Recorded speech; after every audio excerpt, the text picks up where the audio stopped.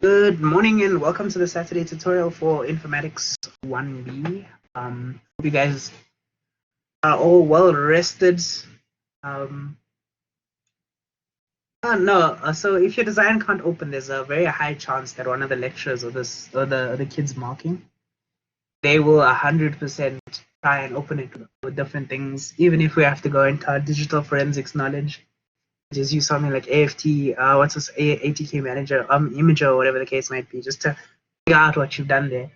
Did you submit from your phone or something? Is that what happened? You can just message me privately, just tell me, or if you want to chat to me on the mic, it's fine. Let me know. No, I used Word. So basically, with Word, you can convert it to PDF.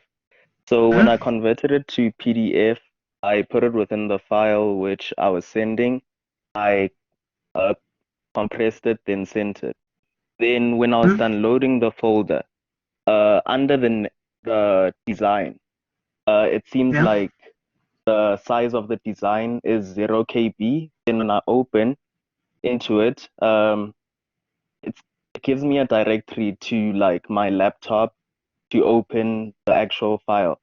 So like when I tried to open it with my phone, it did not open. You uploaded a shortcut. That's what happened there. So the 0 kilobytes design is a shortcut. So you did not submit a design, unfortunately. I definitely think you should message the lecturers. Message them and tell them your plight and try and convince them to allow you to submit your design. But don't edit your design in the meantime. Like that design that you made on Friday, make sure you submit that one because there's a wait for us to check the timestamps. So in the event that you edit it, it's going to change the last edited time, and what's going to happen is we're going to say this design was not something you did during your practical, so definitely submit the original version that you created on Friday. So would I have to like convert it to PDF again, then send it, or that 0 kilobyte one? What? So the shortcut, it leads you to a directory, right? In that directory, you should find the original version of that PDF, right? Submit the original version of that PDF. Like literally drag and drop that into an email and just email it to them and be like, please look at the time I created this. I 100% tried to, but it created a shortcut. And see what happens. Thank you, sir. Yeah. Definitely email them though. Like your best bet is to talk to them because otherwise you're gonna run into a bit of issues there. Right. Okay, cool. Will you be marked if your design was not complete? Yes, you will. As long as you've given us something in the design, I'm quite sure we'll try and mark it. We're not evil people who are just gonna go, this person didn't even finish their design, they don't deserve any mark. Because we understand, like, it's hard doing that whole paper in 3 hours. Especially like if it's like your first time programming or whatever, like you need a lot of practice, and this year might not have given you the best platform to practice programming, right? So we won't try to mark to take away like your marks. We'll definitely try and give you marks for what you deserve. Any other questions regarding semester test? Hope you guys all enjoyed it. Hope it was a fair paper to all of you guys. Hope you guys did well. See, I'm hoping at least the people who come to my Saturday Tats do well. I will be looking out for you guys. I'll be searching your name and checking your marks because I know who it is.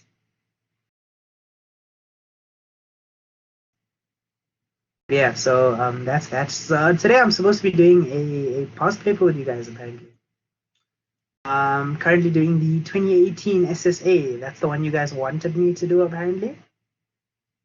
So I think we can get started with that, I guess. Nope, that's not what I wanted.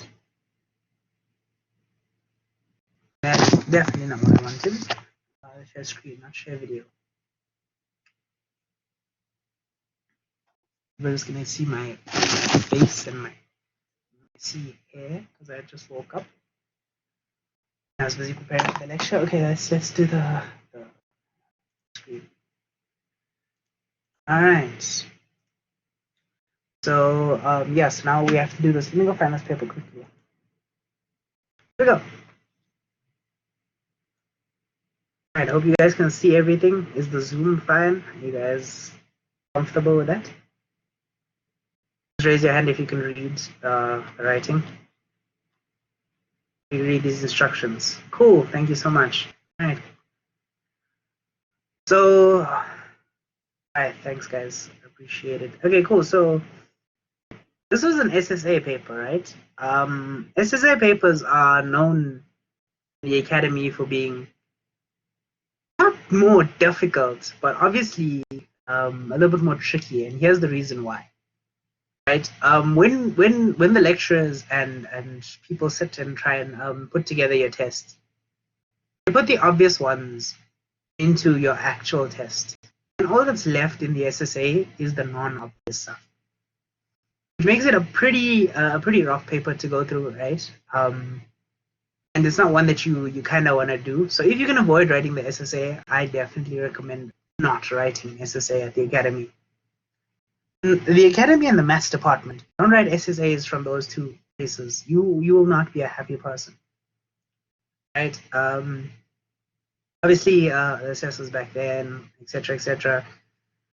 So there's some instructions that you have to look at. One of the things is remember to make sure that you got a question paper with everything, right?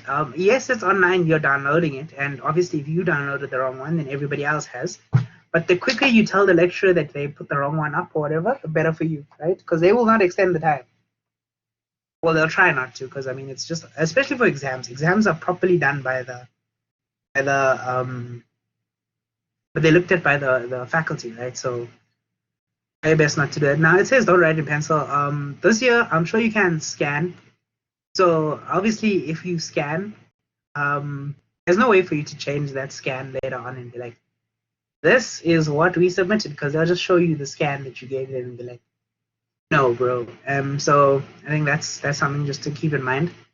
But obviously, if the instruction says don't write in pencil, then just don't do it. Don't make your life difficult, right? Visual Basic code. Don't give us C# or C++ code. People have done it in the past. Just don't do it. It's not worth it. Okay. Ensure that your code, the student number and ID appears, right? So ID is because that's how the faculty identifies you. So you keep those, as well as for transcripts. Okay, cool. Cross out any section of open space you do not use. Clearly indicate how many scripts you use. Blah blah blah. All right, cool. Then we come to, what does AI stand for? Now, if by now, being a UJ student, you don't understand what AI stands for, and I wonder why you're here in IT. Like, I'm not trying to be insulting, but the thing is, UJ is super big on this whole fourth industrial revolution, right? So, yes, it's artificial intelligence, right? So if you don't know that AI stands for artificial intelligence, then you definitely have to have a look at your life and reevaluate whether you enjoy IT enough to actually care about things like the fourth industrial revolution. And yeah, so just a key thing that I've done, right? So what I decided to do is I decided to set up like a little template for you guys, because some of you might be typing it like heroes. I'm not a hero. I'm a small boy when it comes to exams. I don't like doing things that are unfamiliar to me. So obviously for, what is it, 1A? 1.1, right? So right, in 1.1, we'll say AI stands for artificial intelligence. Artificial intelligence is actually one of the cool things at UJ. Our department, or the academy itself, has a good reputation in terms of the AI space. So if you want to study AI going further, you found a good place.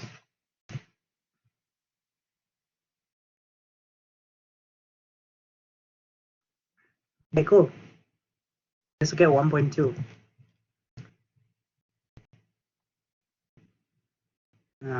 Alt tab doesn't work when I've got two screens. Okay, cool. 1.2 is, what are the two components of a recursive method, right? When I say recursive method, this is clearly meant to be a function. It says the exam and theory paper Yeah, it's a theory paper we're doing today. You guys want it? Well, the semester test 2 is finished. So there's no point in me doing a practical paper with you guys now. Unless you plan to write the practical SSA. So do you guys not want to do a theory paper? Are you guys going to be bored?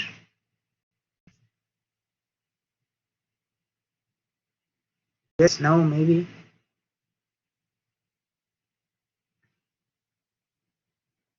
Okay, cool. I'll try and give you like good answers. That can. What do you mean by please? Like, do you want me to please do a practical or this? Yeah, so I'll try and give you like answers and stuff that you definitely will be seeing in your semester paper, or like hints or whatever that. Okay, please do theory. Okay, cool. So right. So what's a bit, a byte, and a nibble? Right. So what are the two components of a recursive method? Firstly, every recursive method will actually function. Most recursive things are functions, but the two things is firstly a recursive call and a base case, right? So those are the two main things that make up a recursive method, right? So the recursive call is when the function calls itself.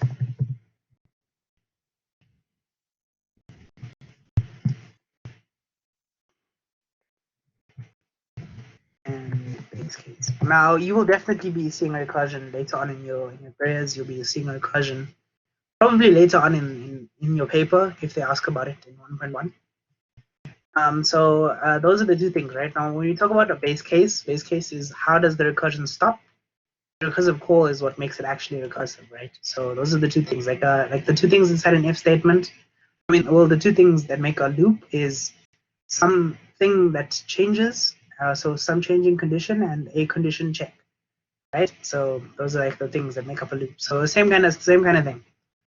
This is a lot like informatics 1A questions. It's just to make sure you know the very basics. It's supposed to be 3 marks, right?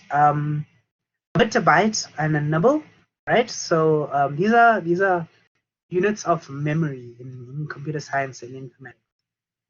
They talk about how much of space certain things take, like for example, your data structures, data types. So a bit is 8 bytes, right? A byte is a binary value. Let's do this theory first, right? So let's start with the bytes. Byte is either like a 1 or a 0. Right? It's a binary value. Okay. Once we know what a byte is, we can talk about what a bit is. Bit is 8 bytes. I'm so sorry. Okay, zoom your screen. All right, cool. A bit better? No problem. Right, so that means a bit is 8 bytes. Now, how does that look? It's something like 0, 1, 0. Okay, number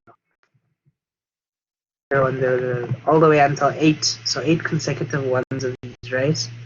So that's what a bit is. A nibble is half a bit. So cute, right? Nibble is half a byte. No, nibble is half a bit. My bad. So that's bytes. Right? And yeah, I think that's everything. We talk about gigs or anything? No, bit, a byte, and a nibble. Okay, cool. Yeah, that makes sense. Isn't it double check something if I got this right? Because I have a feeling it might be the other way around.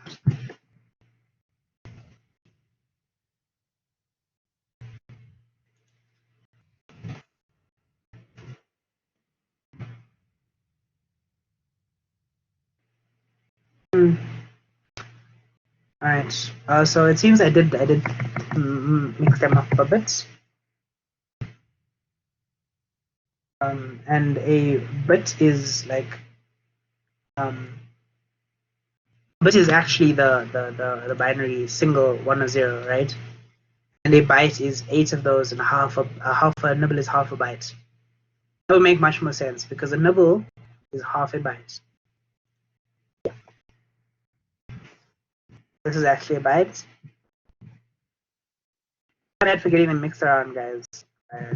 Luckily, I realized at the end, though, right? Always question yourself. Type philosophy. Yeah. Okay. Cool. So 1.4 is about the advantages of Microsoft, right? So .NET's compile process promotes 2 benefits, right?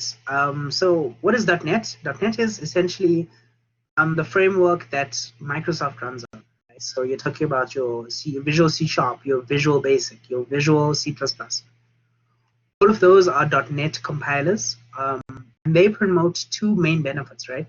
So explain what these benefits are and how they're achieved, right? So key things to consider here, right, is how does .NET's compile process work? So .NET's compile process works by getting some code and then compiling that into some language called the common language, essentially, right? So the common intermediate language. Intermediate because it's in the center, right? And then after it's compiled to that common intermediate language, it's then like compiled into actual machine code, which is what computers can read, right? So everything goes through these 3 steps, or these 2 steps in a higher kind of thing. Obviously, there's things like linkers and all sorts of cool stuff that you'll learn in 3rd year when you actually have to make the machine code yourself and stuff, right? But yeah, so what are the benefits of that? Well, firstly, if we realize that everything goes from the one step into the next step and then into machine languages, right? We can immediately see that these are language independent things. So it goes from C# into the same intermediate language. It goes from Visual Basic into the same intermediate language. It goes from Python or whatever Visual.NET compiler you have, it turns it into that intermediate language. So obviously, firstly, it's language dependent. And then the second thing is platform independent, right? So now what does platform independence mean? Platforms are things like what machine are you running on, right? So regardless of what machine you're running, whether you're running Apple or whether you're running Windows or whatever the case might be, this will be able to work, right? Because it's platform independent, right? Yeah, so I think that's just it. So I think that's just kind of how it works. So I'm just gonna type that out real quick. So the 2 benefits.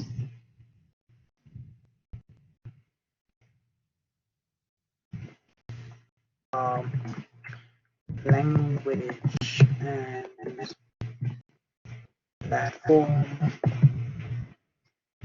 independence achieved via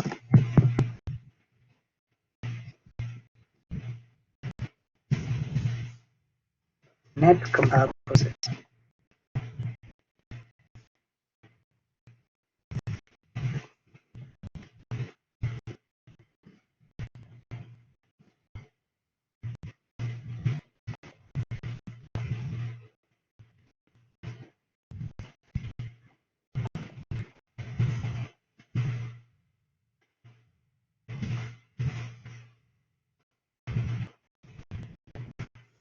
And cool. So that's just like a basic summary, right? Now let's go to question 2. Remember to always save your work. The quicker you save work, the better it is for yourself. Maybe if you can. So some key tips, right, when setting up your own template. Firstly, make sure you double click on the header and your student number, right? That means every single page will have your student number on it by the fact that how you did it, right? Include your student number and ID on the top of your page. Give the subject and give the date. In the footer, put a page number so we know which page is which. Just some key stuff there. It's like almost the same as you would with a normal kind of paper, right? So let's look at question 2 once again. Consider the following recursive function, right? It calculates, what does it calculate in terms of x, y, and z, right? So this means look at this function and give me a mathematical formula for what's being calculated by it, right? So to do that, right, the easiest way to do that is to try and actually watch the function working. Also, you'll notice it's 5 marks, so we don't want to just get the answer. You give us just the answer, we can give you very few marks there, right? So we want to see how you arrived at your answer. We want to see what you did to get to your answer. Hopefully, I'm not boring you guys already. It's only question 2. Any questions regarding this stuff up above here before we go on to question 2?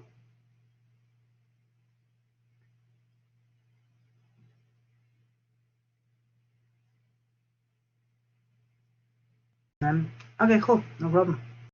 Feel free to just raise your hand if you have any question like throughout this thing, or just type it in the chat. I am watching the chat.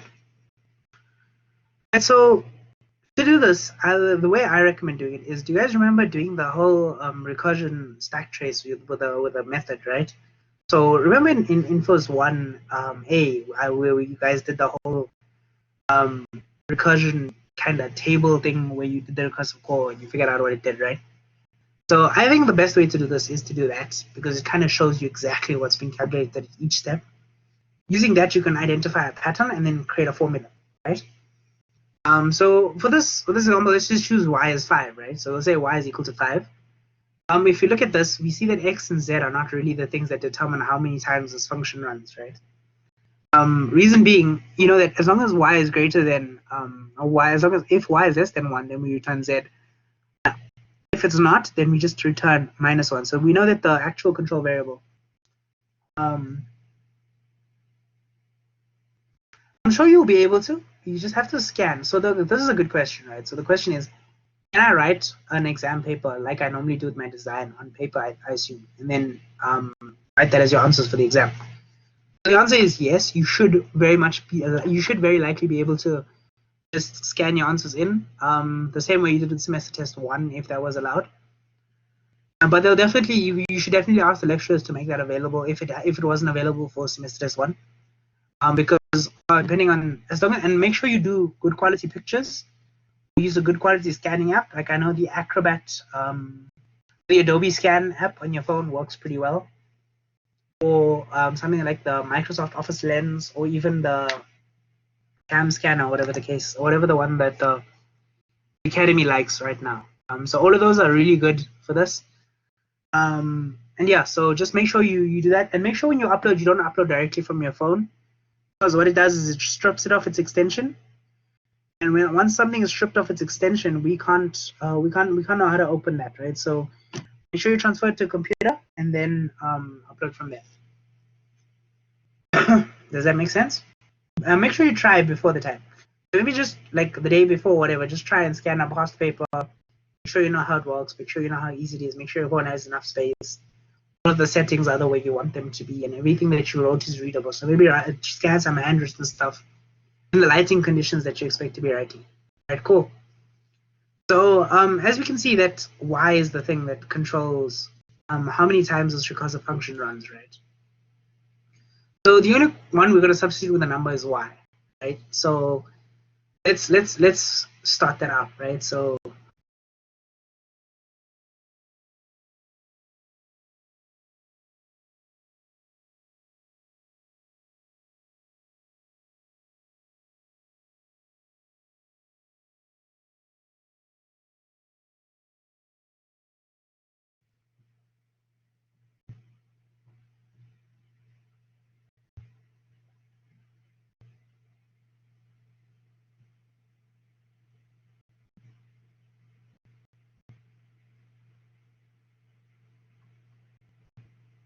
can you read these? Hands up if you can.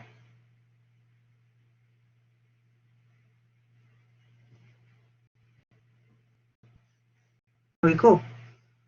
Great job. Okay, cool. So let's just so it's next to each other so that I don't have to keep flipping tabs. I feel like it's wasting my time. All right, so let's start off. Let's say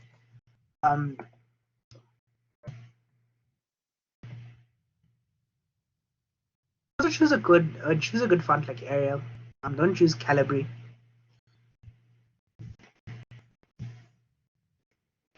Y equal 5, right? So then what we'll have is we'll say 5 y 5. Then we know that the actual Q2 recurse x comma 5 comma z returns. What does it return, right? So let's look at what it returns. So if you go through it, 5 is greater than 1, so it doesn't return z, it returns x. That's not what I wanted.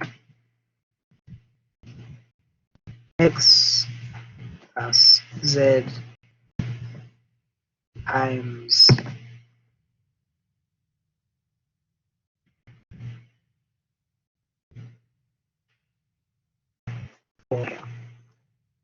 right? So that's what it returns, right? Then we can go back here. Not because Microsoft Word isn't a compiler. So what we'll do is we'll say, what does this return? Right? So we'll go tab and go returns. Add that. So it's nice and formatted. Okay, so what does this return? This returns x plus z times vq2 times 3, right? So what is this actually doing here? So here we can say this is actually going to be this times this and whatever Q3 returns, right?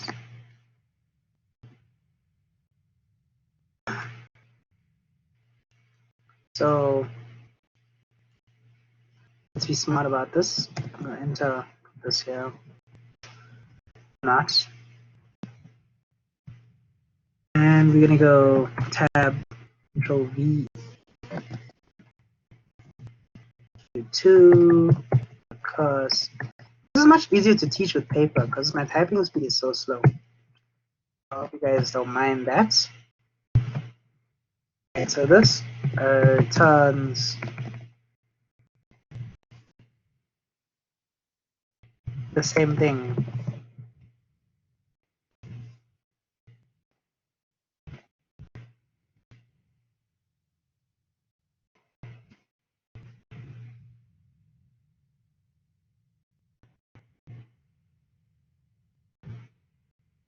So as you can see, we've got 1, 2, 3, right, so far. So we should have 3 of these things up here.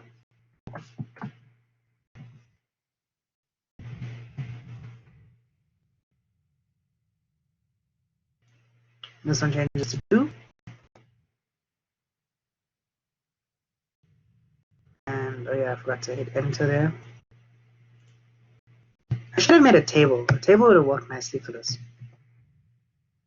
Q2 plus comma 3 comma z. This is actually 2. And that returns actually the same thing, but now it's 1. It's a small x. Right, so I'm gonna copy and paste because I am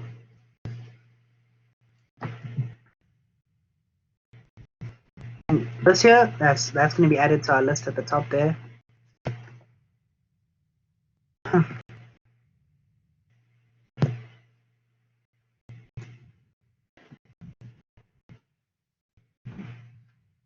That this one returns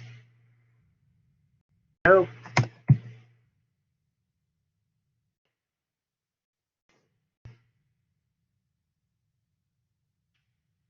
And this 0, that one, that returns a 1. Or it returns z.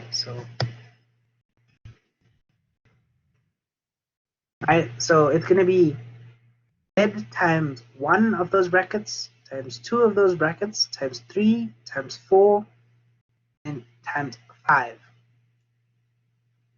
Right? So here we've got 3, so we just need another 2.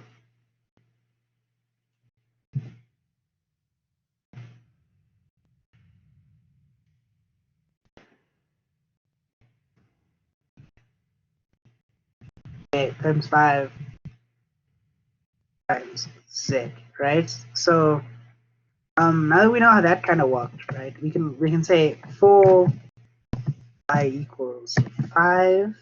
The method returns. Look at this, it's 5 of these, so it's just going to be x plus z power of 5, right? So I'm just going to go to the power of 5 multiplied by z, right? And if you think about this, this is pretty easy to do because of just mathematical rules. So just your simple maths rules, you can do this. And once you know that, then you know that the thing we chose to be 5 was actually y, right? So then, therefore, we say that it returns x plus z to the power y multiplied by z. Now that's in brackets. Okay, cool. So that's question 2 done. How many marks have we scored so far?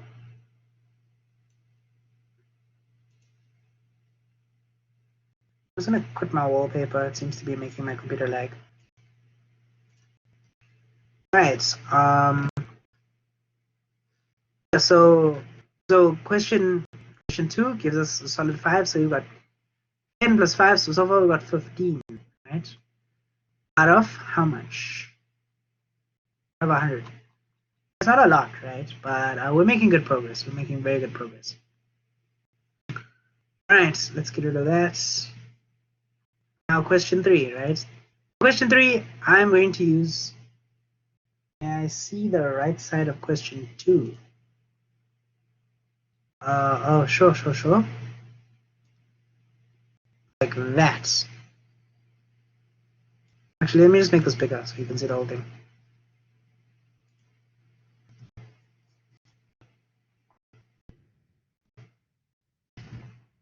There we go. Let me know when you're done.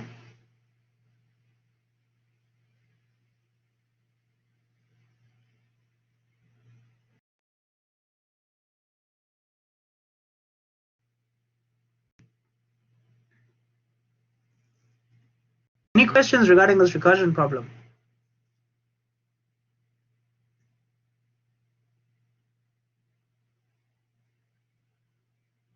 You can raise your hand if you have any questions or not.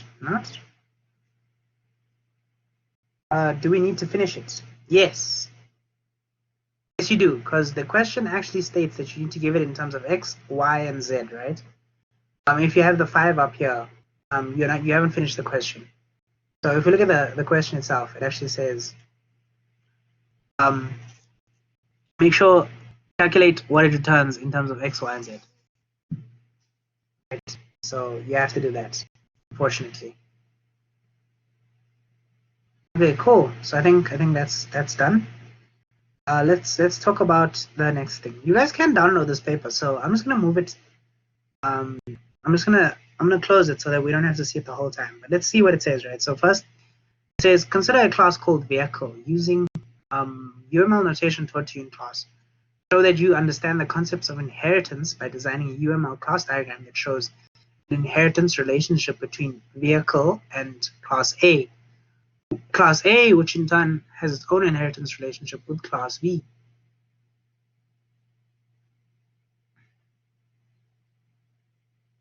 So it's fine if I just write the final x plus y stack with stacking up from the top to bottom. I'm not sure what you mean by that. In tests, it's usually preferable to try and write as much as possible.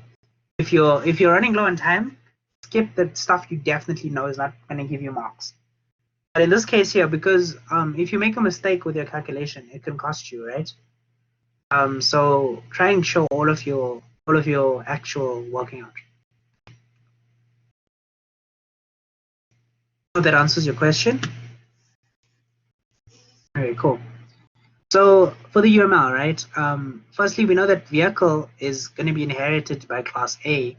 Class A is a vehicle, and we know that class B is a class A, right? So that's the inheritance hierarchy. We've got a 3-step inheritance hierarchy going on there.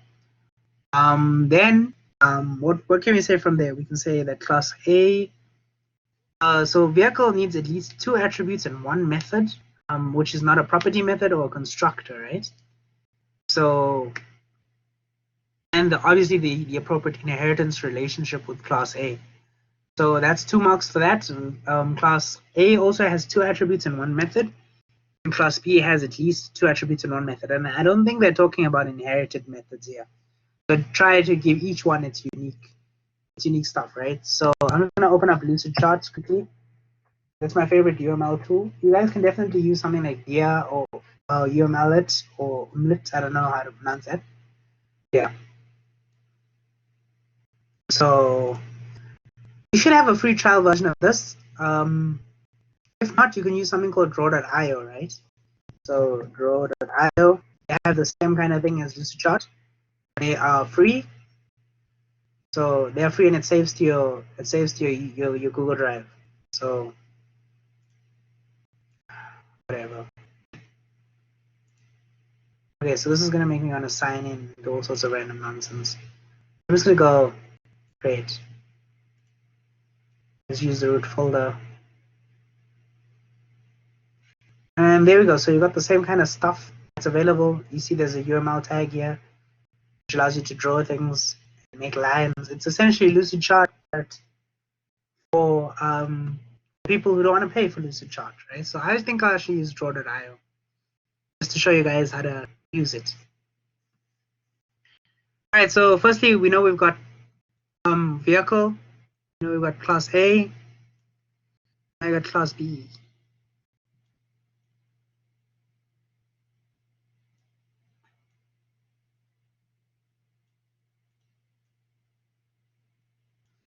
Cool, so let's give them the names. Vehicle, class A, class B. Right, we need 2 attributes. So I'm just gonna go size. Let's go weight. I'm gonna call. We'll just make this an integer now, and second attribute that we want is gonna be capacity. That's also gonna be an integer.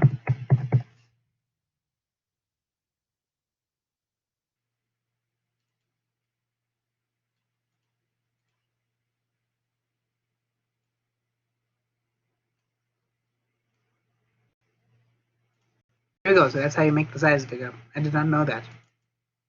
And method is the method I'm gonna have is gonna be called is below capacity, right?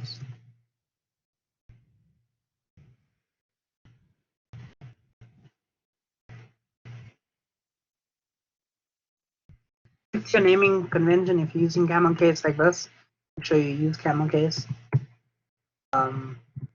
Its parameter list is going to take in 1 integer called weight num people, right? And it is going to return a boolean. Right, cool.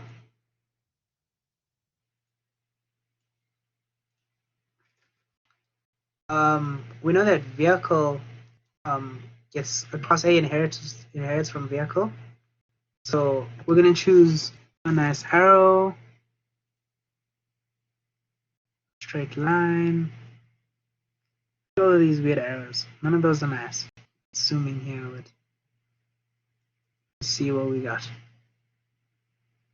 We have a nice inheritance arrow here. Apparently not.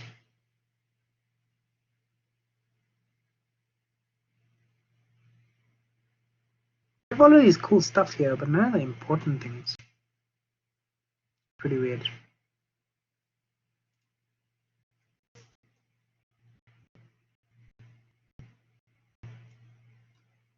Alright, let's just try and roll with it.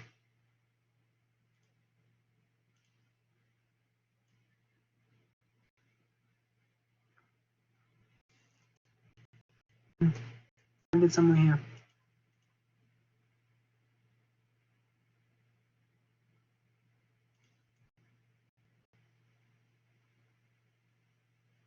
Oh, there we go. It looks like the inheritance one. Anything better? Nope, that's definitely the inheritance one. So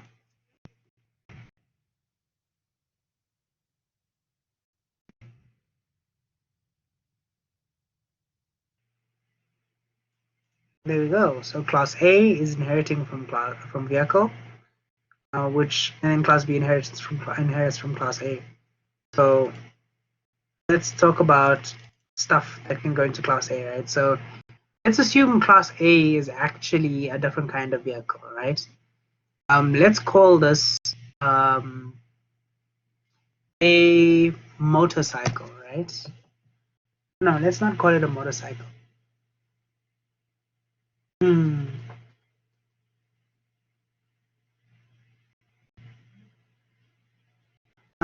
Let's just, I don't know, we can just go with capacity, and we can say this is an actual vehicle in use. So we can go people on board.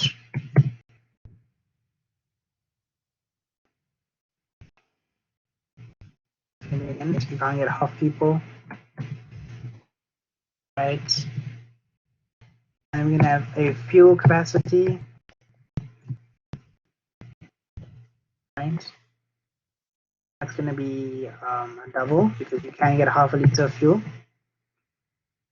And those are my two things. And what we're gonna do is, and then actually let's change number of people to, let's change this to fuel in tank. Is our class A. Class A is just a class, right? So what I'm taking it as is a fuel driven vehicle. So any kind of vehicle that runs on fuel, either a motorcycle or a car or whatever the case might be, right? So using that kind of information, what we can do is we can kind of build our vehicle, right?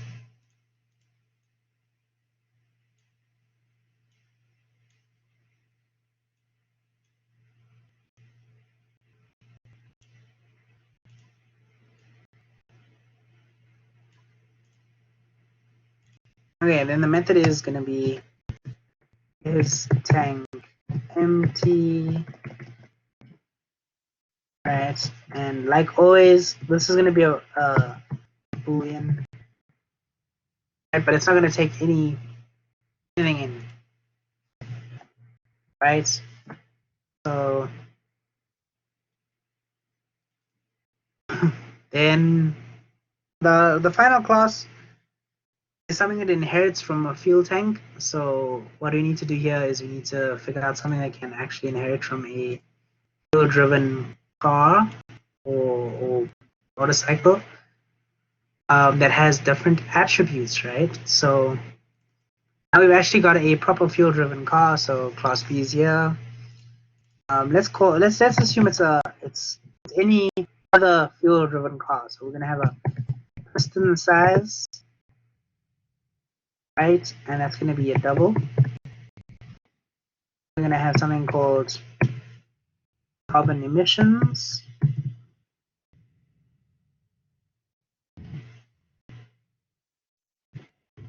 Right, and there's also going to be a double.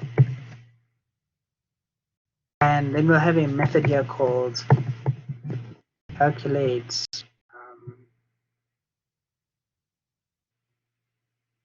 I don't know, calculate. Oh, let's just say, let's keep with our theme and go is below legal limits, right? That's going to be a boolean. Right, and now that we've done that, we have successfully created a UML diagram, right?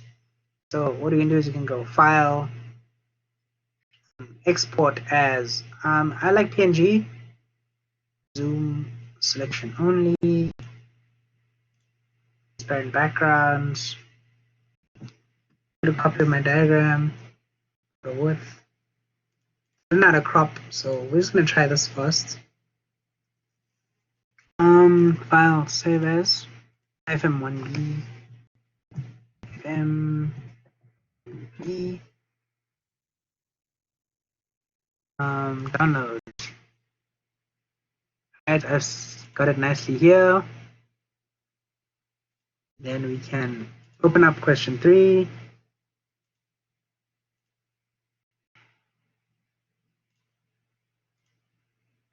We can take this, we can hover over here, and hover over this one, and we can drop it down there.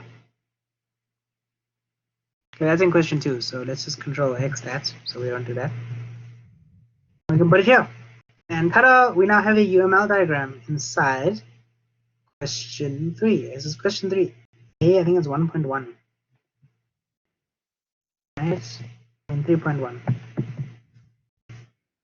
Right, that's done now. Look at the rest of the questions. 3.2. We got those 8 marks in the bag. Draw an instantiation of class A. Alright, so now this heavily depends on our actual UML diagram. So if we look at class A, right? We know that weight and capacity were both public, as well as is below capacity is public. So we know that weight, capacity, fuel tank, and fuel capacity are all members of class A. So know that is below capacity is a member of class A. So we should have a total of 4 attributes and 2 methods in our instantiation, right?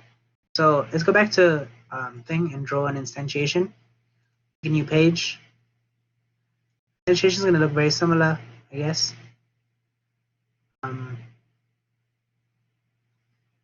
Actually, in an instantiation doesn't have the, well, I don't think in IFM1 you guys consider the actual thing, what's it called? The actual functions. So we should just definitely have 4 members. So it's going to be called class A, and in here I have, what were the 4 things that we had?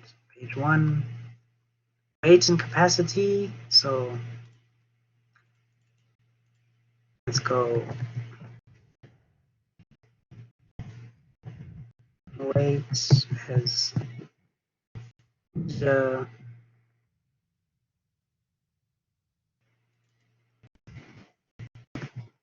capacity integer. I think those are integers, aren't they? Those are integers. Now we got the 2 doubles. We got fuel in tank and fuel capacity.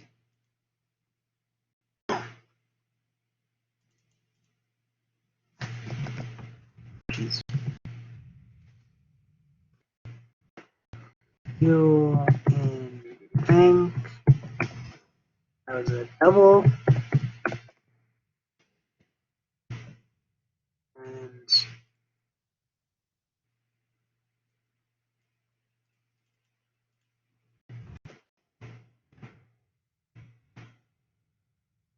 I don't know how to add thing in here. This is my first time working with Draw.io, by the way. So we should be able to add some over here.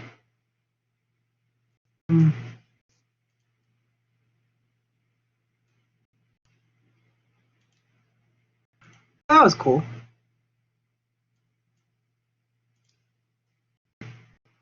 Let's figure this out. Range. Style text.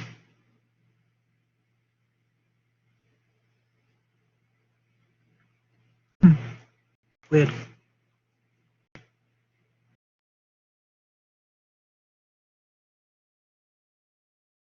Okay, actually don't know how to do this. So we're gonna figure it out, but let's see what properties are. There's too many things there.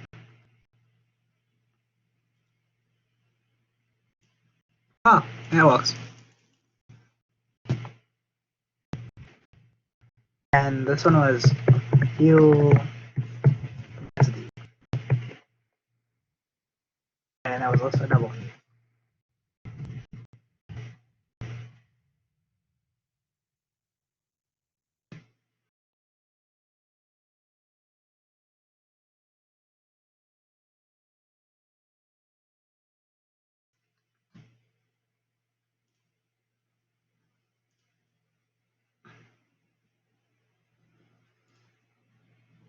All right, so now we got question 3.2 then.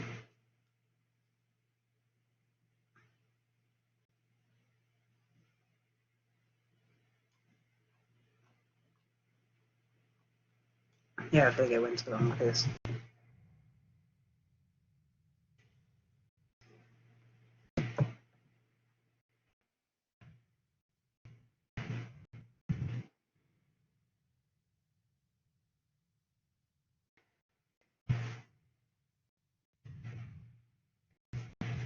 There we go. Obviously you might want to put these in the center of the screen just to make it more readable, I guess. I'm sure it helps. Probably not.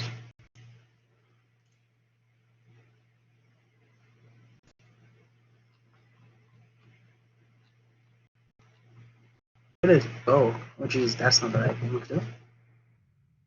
Okay, so I'm going to try and do some of this stuff. Formatting is always a mission. I think title's the best. Why is it here? Maybe under 3.1. Definitely put it under 3.1. I don't know why it's being like this.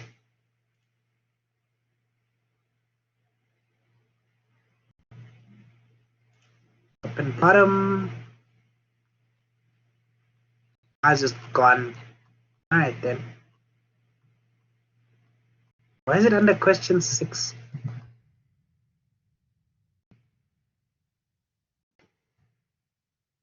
It automatically goes to question 5. I don't know. I don't understand this at all. Word is just being weird to me. So we'll just leave it with in line with the text like how it had, because apparently that's the only way Word understands how to do it. I know how to work with IDEs, not with Office. That's not my job. So I think that's the whole of question 3, I think. Actually. Let's just get rid of that. Okay, cool. Question 3. Yeah, okay, that was 2 marks. It took me so long. Don't spend so long doing 2 marks in your paper. Alright, cool. Let's look at this. Right, so here's cool stuff. Here we got code, right? Code is always great to work with. So we've got some classes. We've got a ringmaster, we've got animal, we've got lion, we've got elephant, I can be fed peanuts, we've got monkey, and we've got form circus, right? So looking at the naming here, we can see that this is easily, that's an interface, starts with an I, right? Elephant and lion are clearly going to be subclasses of animal, and a form that's the form, right? So let's look at what they're asking us to do. Using the above mentioned classes provided, demonstrate that you understand the following concepts. Writing sufficient and appropriate Visual Studio Code or Visual Basic Code to fully illustrate the programming concepts listed below. Make sure that you clearly indicate classes within which your code is located and where the concepts are being demonstrated in the code. Clearly, you got to use some comments for that. And use the correct names, right? So firstly, define an interface with at least one method, right? So let's go to that quickly. Let's go and here's this one here. So 4.1 we're gonna do is we're gonna say interface I can fit right, and then we're gonna have a subroutine called feed me nuts.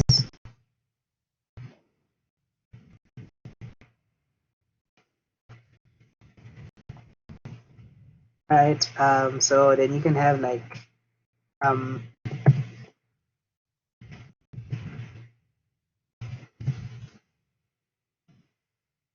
and that can be your subroutine, right? And it can do some cool stuff. And we're gonna have an visual. Microsoft is not meant for coding, but really, if you really want to write code, right? So what you should do is you should go Notepad++. You can do a code snippet from there, right? So you can just go, cool. I'm gonna copy this. Control C, Control V, and that, look how nice and neat that is. That's amazing, right? And yeah, so that's our interface code. So I'm just gonna go like this. 4.1. We'll do all of the code here. So 4.2. Okay, so what you want to do is you can just, if you want to insert this code without having to copy and paste because you know the formatting is going to be wrong, what you do is you just take a screenshot, right? So take a screenshot, and that should be fine. Can we use ordinary Notepad as well? You're not going to get the same kind of formatting as a compiler. Notepad++ is a literal. It's actually a code editor, so it's meant for that, right?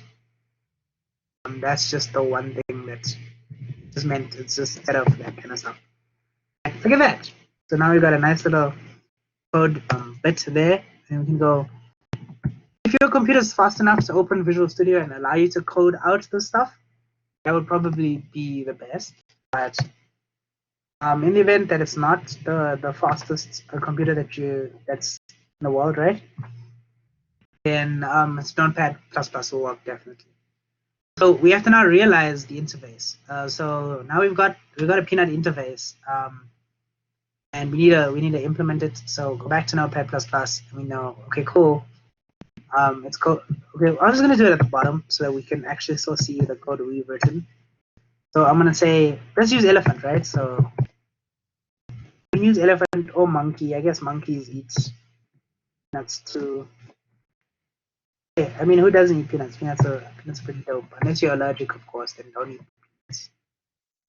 And what's the word? Is it implements or inherits? I think it's implements. An interface. Yeah, implement an interface and inherit a class. Implement. Alright, so any questions so far, guys? Like, you guys are very quiet this time. Theory is boring, isn't it? I know. I also am a fan of theory.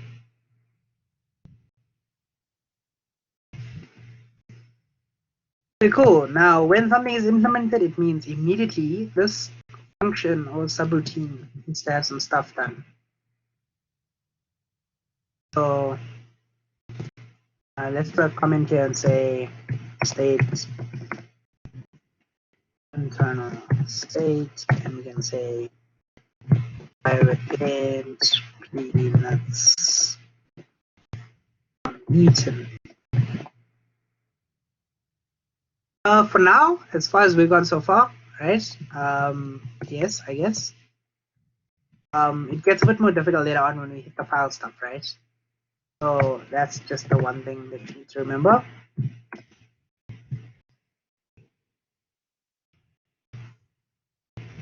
Right. And in here, what we're gonna do is we're gonna say peanuts eaten plus nuts.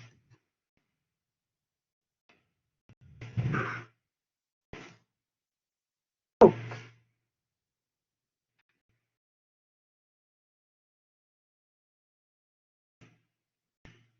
Right, and we take our screenshots. Wait, I didn't end my class.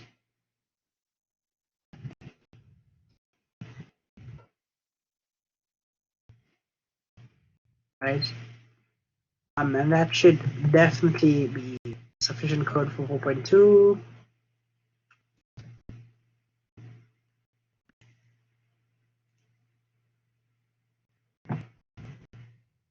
There we go. Sufficient code for 4.2. Let's go what 4.3 wants from us. 4.3 wants shadowing and how we address it, right? Immediately when you know overshadowing and how to address that, you know the me dot has to come into play, right? So that's just straightforward, asking you to show them how to use me, right? So let's do that quickly. Back to our notepad. We can go 4.3. Right? You can write this code in the Word thing. It's just not going to look as nice. But you can definitely write it there. It's not a problem. 4.3. I think you might get marks taken away if you use Visual Studio Code to write it, or Visual Studio, because obviously it helps you out, right? So you can just go interface and it'll do all of that stuff for you, and that's what was being tested here. So I don't think you'll get the same kind of question this time around, right? So what we're gonna do is we're gonna talk about animal. I'm gonna say public name as usual, name as string. We're gonna have public sub new, and in here we're gonna send it a name because we're terrible coders, right? We are. Yeah, so name as string. Yeah, what's gonna happen is we're gonna say me dot let's go name equals let's go name. And then that's big capital. This is not overshadowing. Alright, cool. Now it worked out. And we end the sub.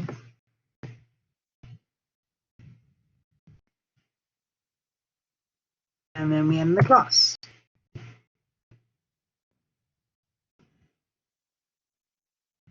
And that's 4.3 done.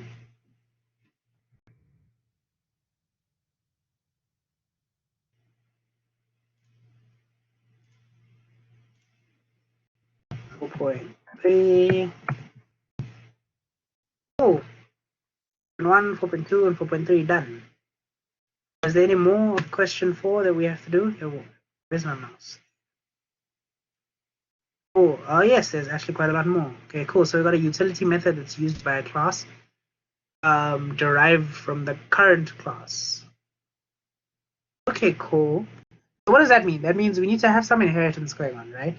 So for inheritance to work nicely, let's just say we use animal and a lion now, right? So and then we have to use a utility method in animal inside lion, right? So that's just how I'm thinking about this, right? So let's do that in our notepad thing, right? So we've already got an animal class here. 4.4. Instead of having a sub new, what we're gonna have is a check name, right? And it's gonna say, and we're just gonna have a if name is null, right? And there's end if after that. Before an end if, we always have an else. Right, and then name is null, we don't do anything. If it's not, we set the name. If the name is actually null, if the name is null, then we're gonna go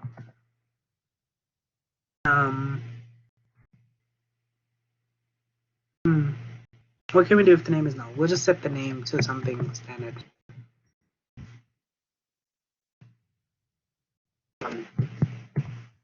Alright, cool. Yeah.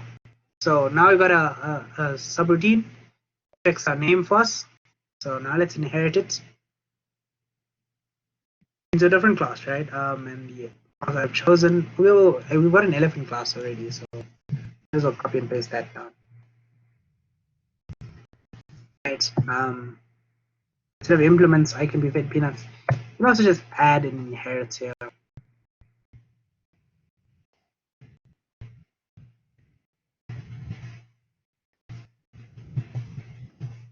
Right. Really, this is how Visual Basic implements multiple inheritance, right? So I think that's something you can consider. And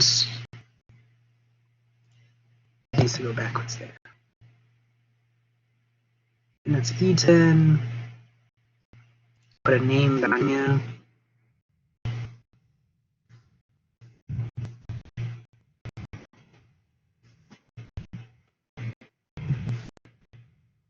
Right, and then obviously we need to then have some constructor. So we're gonna take this, we're gonna go down here, and instead of saying sub new, instead of doing this, we're gonna go check name.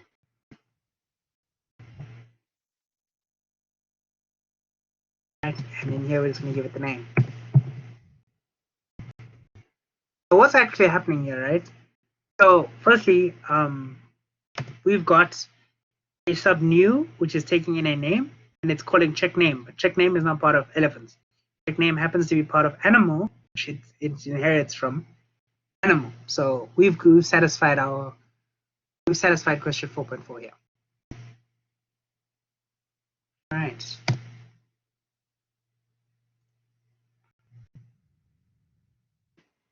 Cool. Let's do our screenshots.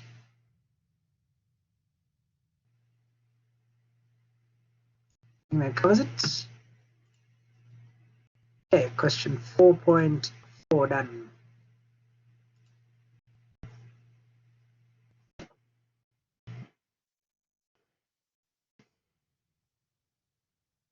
Cool. Then we've got question 4.5, which is the thing. Definition and use of an enumeration. Right. So let's do that. The enumeration.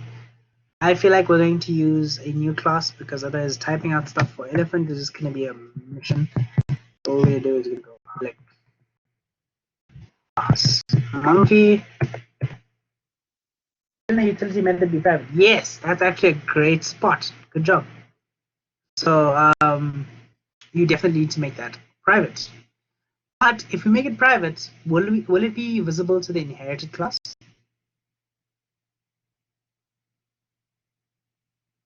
Exactly. So we need to make it protected. That's the key there. And so we got to let's put check name, public subject name. This needs to be turned into protected subject name, and we can do that. Oh, I'm not gonna re-screenshot. That's just gonna be a waste of time right now. You guys know my mistake, and you can watch the video if you don't catch it, right? So in here, let's define a quick enum. Right. Is the small m, small n. So enum types. We'll call it. Let's say types of monkeys, right? So I don't know what kind of monkeys are there. I think spider monkey. Is that from Ben 10 or is that an actual thing? I have no idea. But yeah, so spider monkey is going to equal what? And then we'll have a howler monkey. I don't know, is a thing. And then we've got that. And yeah, I think that's the only monkeys I know. Unfortunately, my monkey logic is a bit bad. No. But to keep your indentation the same, we'll try to. Yeah, cool. And then what do they want? Do they want us to use it also? Yeah, so okay, cool. So to use it, what we're gonna do is we're just gonna make a function where let's just make a public sub new.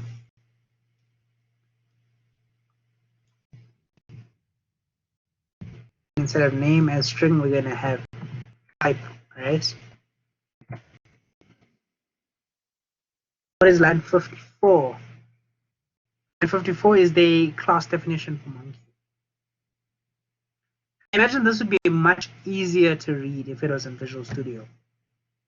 Right, so probably go through it and just type it out into Visual Studio. Maybe I can quickly.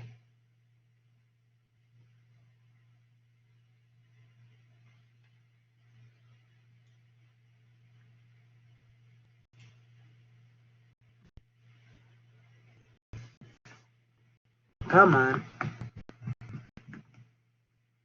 Right, Visual Studio doesn't like me when I'm doing Visual Studio. It really doesn't like me. I can't even right click and close it. Anyway, going on with life. Inside this public sub, we don't want a name. We want a actual type, right? So gonna have is gonna have let's say type as integer, right? And in the internal state of the class, what we're gonna have is we're gonna have a type here.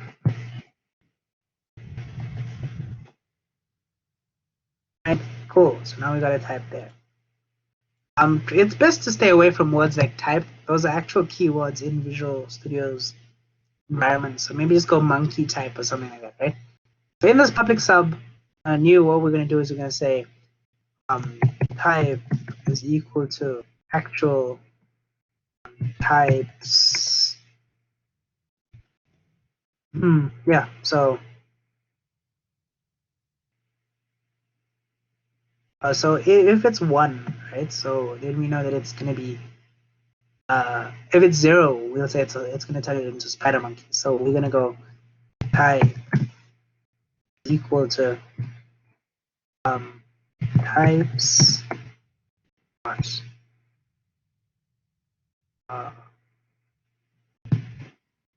now that turned out a lot more confusing than I planned it to be. Let's dissect what's going on here, right? So this type is that type there. Okay? This type here is that type here. This types is that types. Okay, so what's going on? Well, we're saying let this type here be equal to this from here, from the enum, dot type. Dot type is an integer, so 0 or 1, right? And in 0 or 1, if it's 0 or 1, we'll get spider monkey or hollow monkey, right? And then we'll assign spider monkey or hollow monkey to the string. And that's how we plan to do that. Right, makes sense?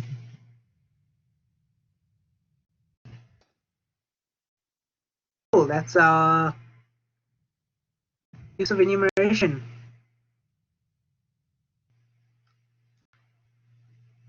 Thanks for still responding to me. I know you guys are probably almost asleep now. This is 4.5, right?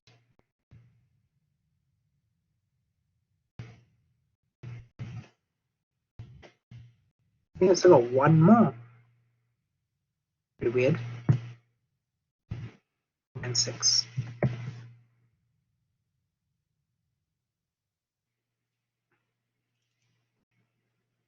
And I could just close Visual Studio, my computer would go faster. Here we go, closed. Alright, what's question 4.6? Where's this? There we go. Upcasting. Oh geez. Okay, cool. So what does upcasting need us to do, right?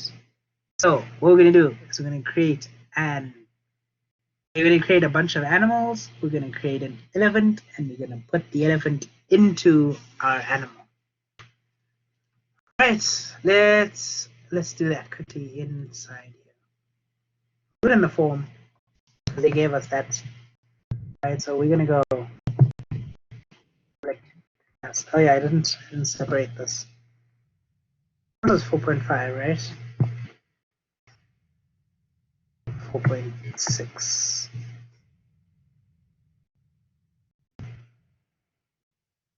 Prime suckers, right? And in here, we're going to have a private animal as animal. Inside some sub, so we're just going to go public sub podcast, right? We're going to create an animal. Let's just create a line, because we haven't defined a constructor for a line yet, so that will be the best option to do. What we can do is we can say as lion. I'm going to say animal equals to L. And animal with a capital A, small animal. And here is upcasting.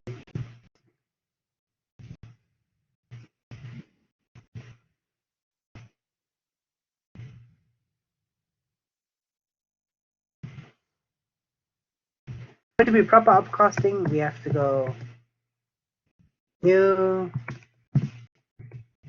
Right. There we go. And that's a proper upcasting, because this is an instance of lion that we created. We then assigned it to an animal type, and it works. So as usual, in sub and class, here we go. And that's 4.6 done. Anybody have any questions with upcasting? There's a very high chance that you'll have to do some upcasting in your paper.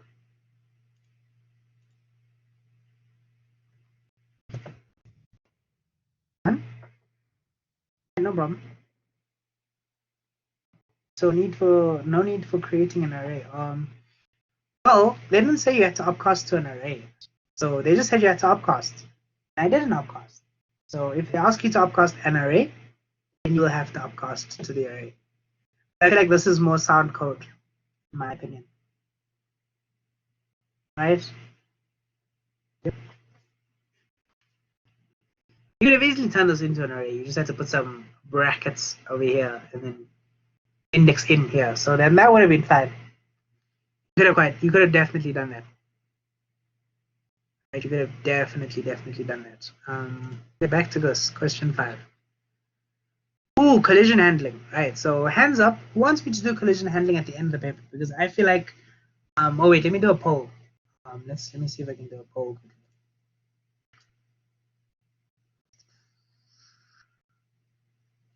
Try to do this stuff again. I did it once. I don't remember how though.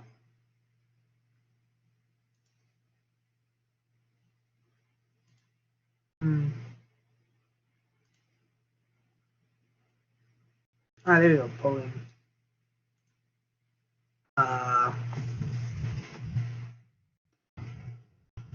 Do and pay. Right. Okay. So I've left. I put a poll on.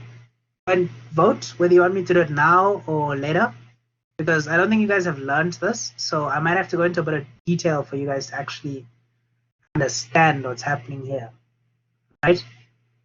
And I think that's just the thing. So there's 5 of you guys here, and obviously I think there's one more person who needs to vote. Yeah, so everybody's voted for yes. We will do it at the end of the paper. Cool, good job. Next question. Question 6, sequential files, right? So provide syntactically correct Visual Basic code along with any necessary declarations for the following.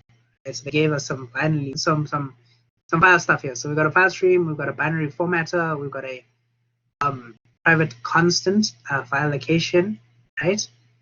We've got the private shops as an integer of shop type. We got a wine shop as wine shop. So let's see what we got here. We got say provide the fully qualified names of file stream and binary formatter. That's actually a really good question, right? So it's something I think that caught a lot of people off guard. This paper, I'd venture, because if you don't have Visual Studio to open, but you're definitely not going to get a question like that now. You can easily just go back in the lecture and go figure that out. That's way too easy. If they give you that, I'll cry. You guys are at home, so they should not be doing such easy stuff for you guys, right? They should definitely not be doing that. So is it the imports? Yes, that you see that's the beauty of this, right? So let me open up my question 5. Right, so enter 5.1, right? So 5.1 talks about the fully qualified names, right? So fully qualified name for file stream is system.io file stream. 6.1 that we're looking at. Oh yeah. Sorry, all right. I forgot we skipped 5.1. Right, system.io file stream. Right now, how come you can just say file stream? That's because your Visual Studio actually imports system.io, right? And that's what shows up when you click on file stream, right? But if you didn't want it to show up, every time you talk about a file stream, you will say system.io.filestream because it tells Visual Studio where to look in which library and which section to get this code, right? And that's how that works. Okay, so that's for the file stream. We have to combine them. What do you mean by combine them? This is just a comment from me.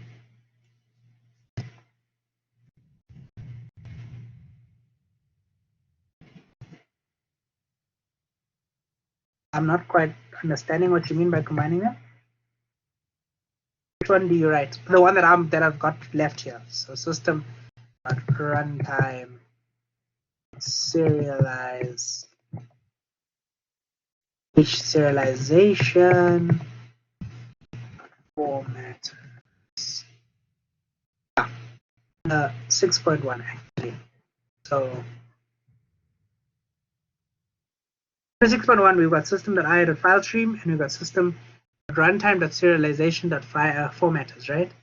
So well, this essentially should go .binary formatter. Right? So what this says is this is the fully qualified name of this. That's what you have to write. If you did write import system.io and then you just wrote file stream, that would be fine. Because look at the question, right? The question says provide the fully qualified names of file stream binary formatters. So they want the full names. But if you told us imports, right? Because here they already told you that they didn't use the full name. So if you did actually say import system.io and import system.runtime.serialization.formatters, it would not be a problem because they did tell you that they didn't use the whole name that I put down here. That's actually the full name of file stream and binary formatter. All right, does everybody understand or should I go through that one more time? Just raise your hand if you want me to go through it again.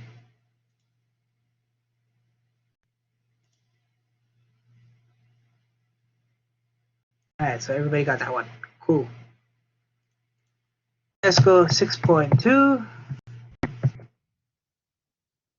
So 6.2 is about write the code necessary to retrieve all wine shop objects from that file.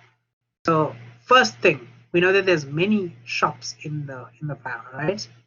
Second thing, we know that we need to. So that means we're going to do some try casting, direct casting, or type off, right? So that's the first thing. We can't assume that there was an inheritance hierarchy between shops and wine shops, right? So the direct cost is going to be a bit of an issue here, right? So let's look at how we can code that out.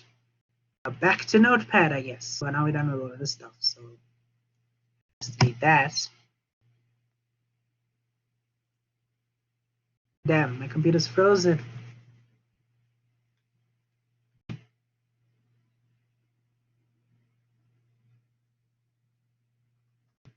Hi guys, my computer's properly frozen here.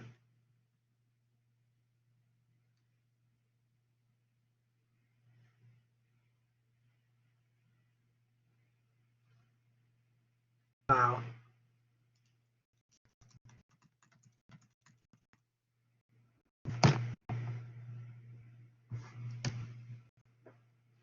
I'm not sure if you guys can still hear me. Alright, I'll just We join can the. still hear you.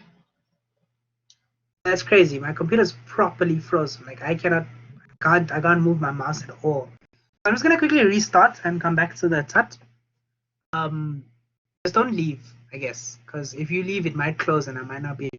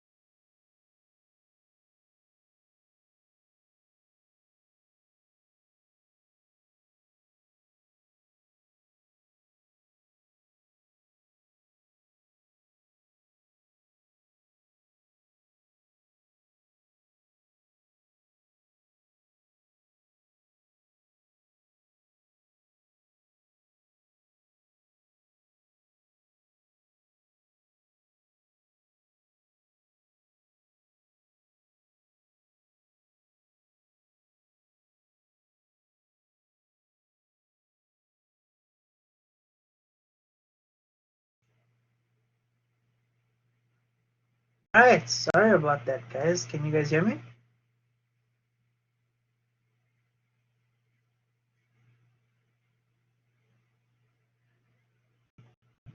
I do apologize. I did not know the blue screen of death was going to come at me so hardcore there. And the sad part of this whole thing is I don't think I saved the actual stuff that we were working on. See, this is why you always save. This could happen to you. Take me as an example. Don't let this happen to you, alright? Make sure you have autosave on, and you can actually just recover from something like this, right? Let's go see.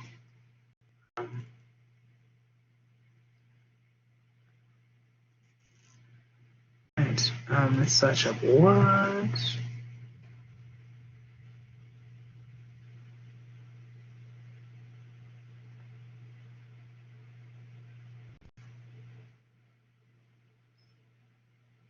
Open.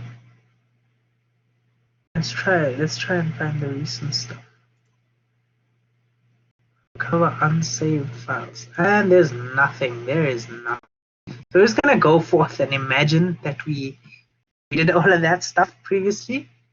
I do sincerely apologize, guys. Like I totally had this posted, I guess. But that's not gonna happen now, right? Wait, it's allowing me to recover.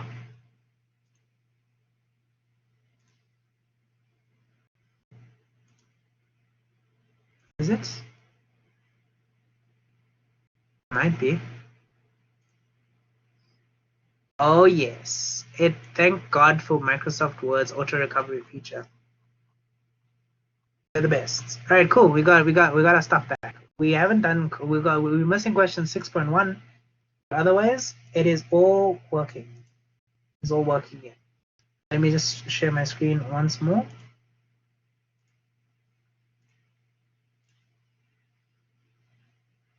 Now we're back in business, guys. We're back in business. Let me also open the question paper so that we can have that working. And so 6.1, as you guys remember, was import system.io and imports system.runtime.serialization.formatters, right? So that you have to know off the top of your head, stuff you have to remember, but you're probably not going to get a question on that, to be honest. You're probably going to get a much more difficult, more application-based code question, because obviously you have Visual Studio now, so this is no longer a paper where we're testing people who don't have a compiler running, right? So I think that's just the main thing there. But yeah, so let's take a look. So we'll provide the necessary code to retrieve all the wine shops. A couple of things with regards to the wine shops, right? Like I mentioned, we're sitting here and we know that we don't know what inheritance hierarchy they've got. We don't know how they've got it working or anything like that. So we can't assume anything. So let's open up Notepad.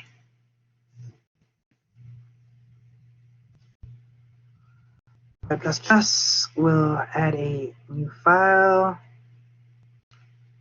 And let's begin coding, right? So first thing we need is, this is going to be in some sub. We'll just assume it's in some sub.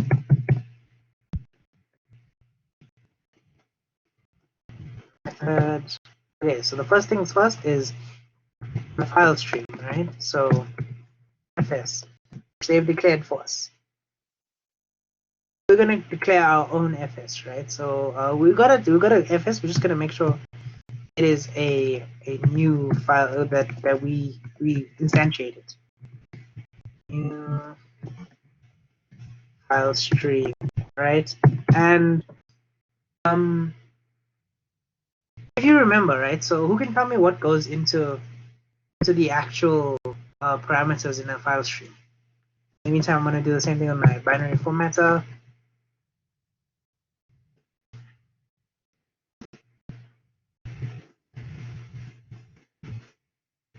Anybody remember?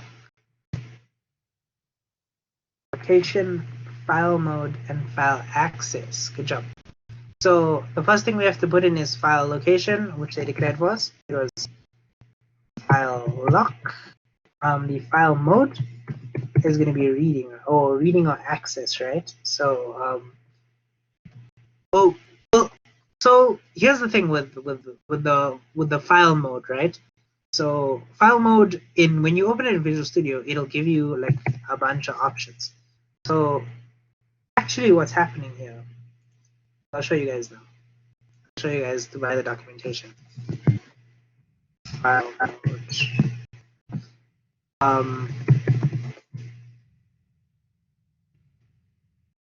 So when you look at the file mode, right, there's a bunch of different types here. So you got file mode, you got open, create, new, truncate, open or create, right? So this is all about those kind of things. So you can say file access.read, file mode.open, right? So what does that actually mean? File mode.open specifies the operating system should open an existing file. The ability to open the file is dependent on the value specified by the access enumeration. And so those two are dependent on each other, right? So file access.read and file mode.open needs to be the same kind of thing, right? So that's just some interesting information for you guys, right? And file access read, right? Then you got a binary formatter. This should work now. So the next thing is, so let's talk about steps. So step 2 is loop through the file and get each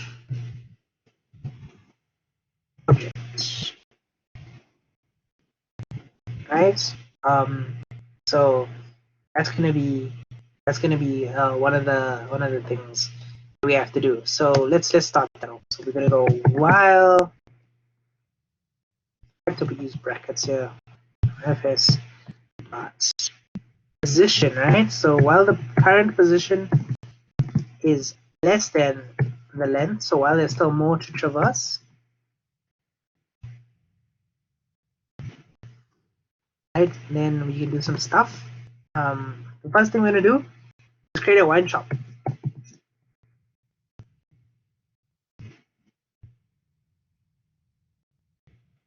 Right? We're gonna say, well, we need to try and put the wine shop. We need to try and pull a wine shop out of the file. So we're gonna say try cast. Right? This is because we want to try and cast whatever object we deserialize into this wine shop. Right? So we're gonna say bf deserialize, and then we're gonna deserialize fs, and we're gonna try and deserialize it to a wine shop.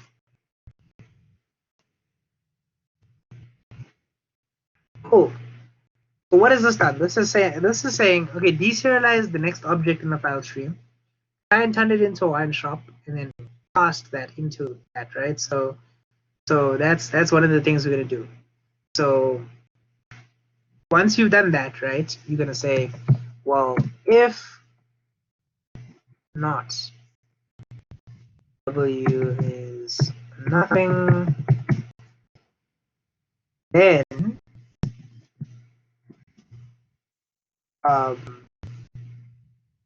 if it's nothing, then we're just gonna say, well, this didn't work. So display a message. Yeah, right? Else then we've got it. It worked, right? So then we're gonna put the wine shop into the array. Did they declare an array for us? We did, wine shops. So we're just gonna put it into the array, into the wine shop array. Right? So we're gonna go wine shop. But how many? So we have to go back up here, the counter.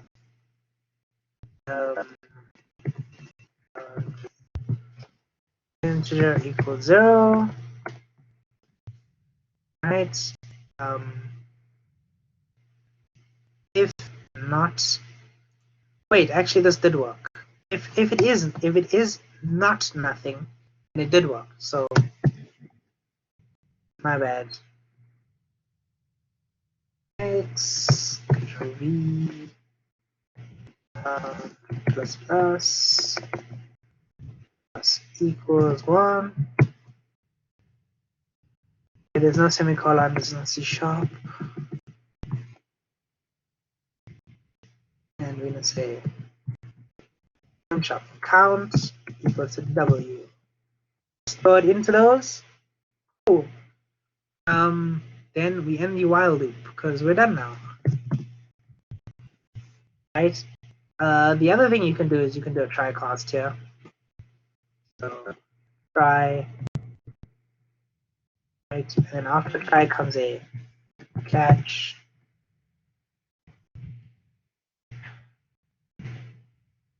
Exception. E as exception. I think this is how that works. Try catch, and then we can do some stuff there. So don't worry about the try catch too much. That's just me showing you some extra stuff there. Because this might throw an exception, right?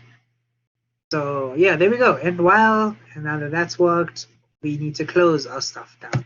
The first thing we close is the file stream. Close. It's much harder doing this without Visual Studio, you know that. If equals to nothing, s equals to nothing. Oh, this is our code, I guess. Right? So, a lot of code there. That's around 10 marks of code in a practical test. So, don't be too scared of this. Oh, that is now done. Now we go to question 7. I remember. Is it question 7 that's next? Yep, that is question 7. Why is this so loud?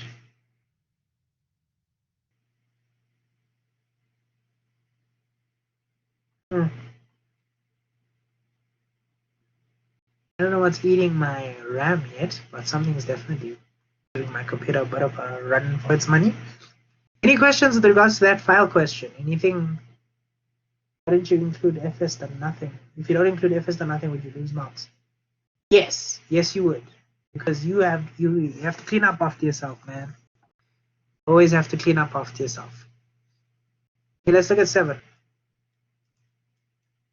Question 7 talks about consider the following record structure, which must be used to save records in a random access file that contains 15 records. Okay, cool. So we know that there's a private structure which is called a drink. Inside it there's an ID, there's a name, and there is alcohol, right? And then we have the end of the structure. Where applicable, provide the Visual Basic code that will ensure the input of the drink name is always limited to 20 characters. I think I did show you guys this last time. Question 7.1. Unlock 7. Oh, man.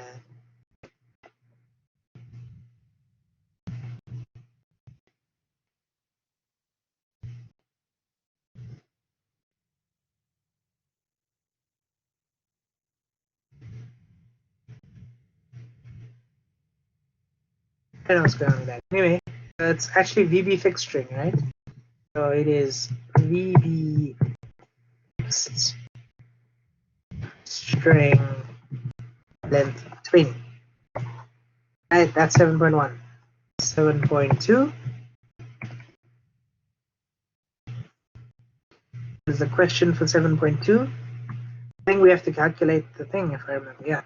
So what is the size of the record structure in bytes? Show you're working out, right?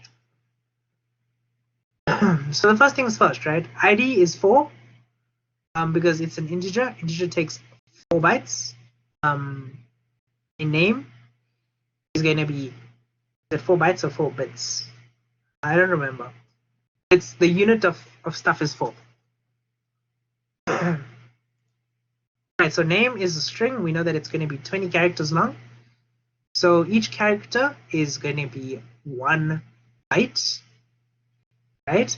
no, each character is going to be 2 bytes. So 20 is going to be 40, right?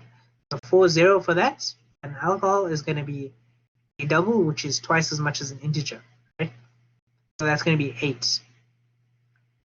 Funnily, that's how double got its name, because it's twice as much as an integer. Yeah. So we've got 8 plus 40 plus 4, right? So let's write that down nicely, so people believe us. Firstly, integer equals 4. Name string is any characters. Therefore, it's 20 times 2 equals 40. Double is 8. So what we end up with is answer was 52. It's 8 plus, oh wait, 1 second. So 40 plus 8 plus 4 is, actually that is 52. Okay, cool. So I was right the first time. Alright, 7.3 is about actual code, if I remember. Alright, let's look at this. 7.3, FS has just been instantiated. Create the necessary structure in the new random file in VB code. Create the necessary structure. Okay, let's think about what they want, right? So what they want to do is they want us to create a blank structure, which we're gonna literally write to for 13 file, for 13 spaces, right? So that's what we're gonna do. So let's create our, let's open up Notepad. We'll delete this. Hopefully it don't blue screen my computer again. It didn't. I'm happy. So we go public sub create file. Right, first things first, anime record. So what we're gonna, as usual, I'm gonna use my little anime reference for Haku as a drink. Right, then what we're gonna do is we're gonna set dot ID. Okay, set that to this 1.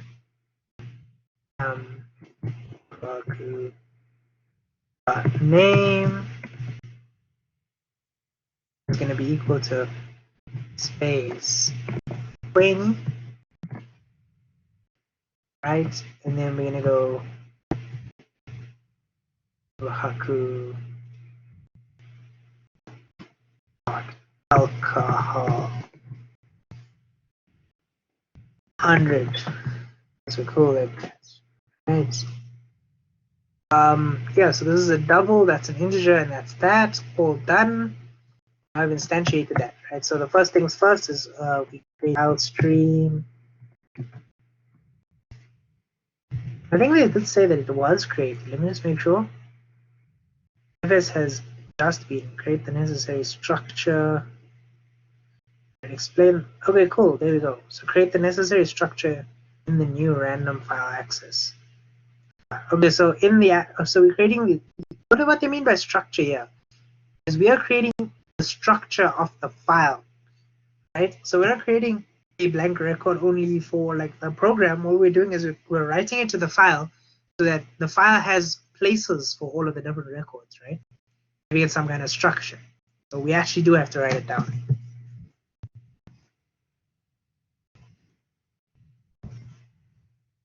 Cool.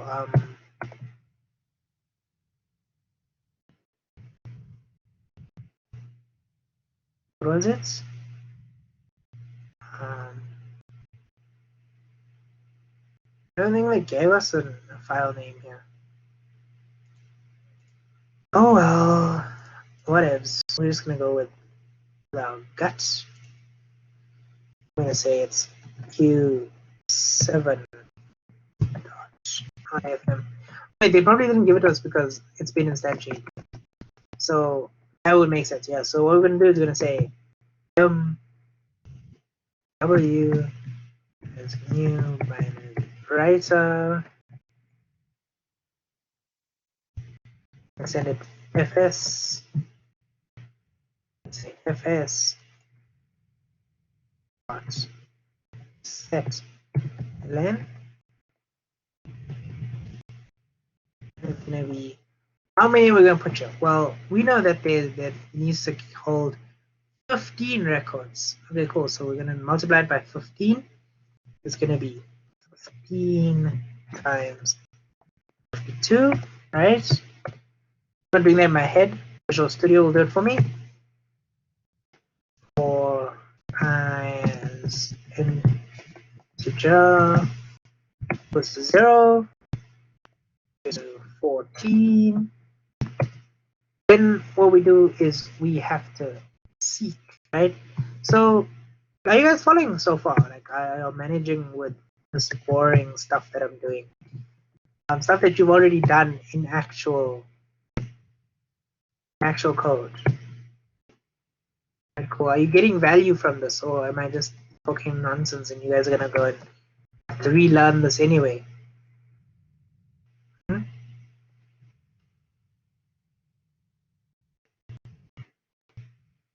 Yes, that's my answer then.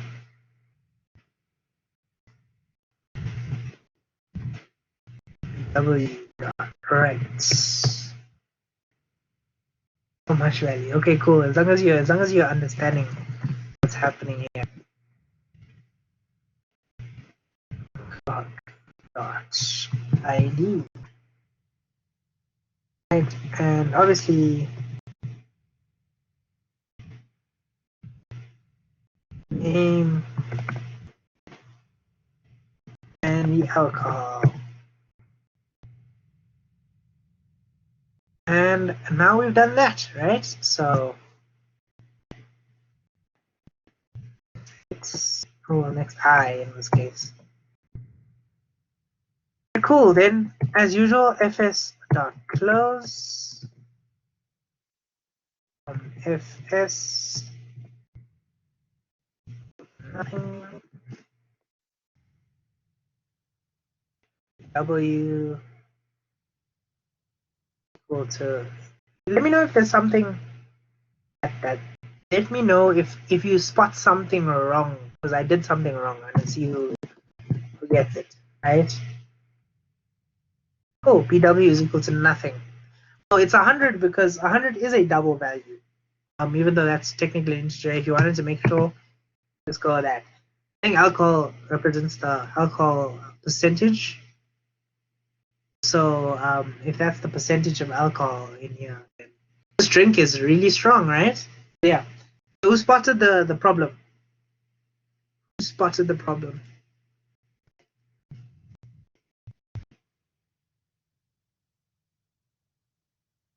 Has anybody spotted the problem yet?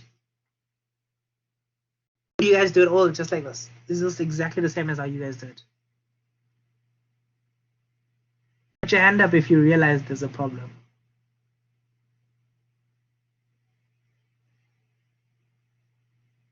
Maybe I just put you guys to sleep with, okay, cool, what's the problem, bro? Lady, I don't know. So I think you didn't open up the file stream and the binary writer. Oh, I did actually. So they said that the file stream was actually created, right? So like if you look at the question paper, it says here fs has just been instantiated. So they did instantiate file stream. So now we have to, and I've instantiated the binary writer here. So what's the problem, guys? Anybody else? I'll give you a minute. It's 11:57 now. I'll give you till 11:58.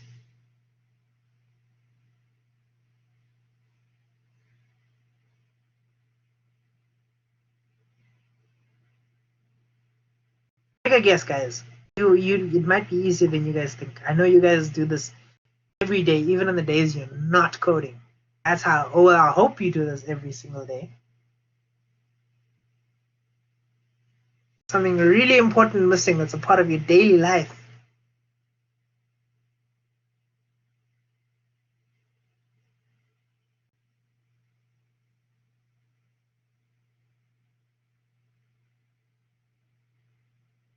option statements. No.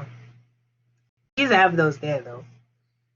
One that you have those there, but that's not what I'm looking for this time.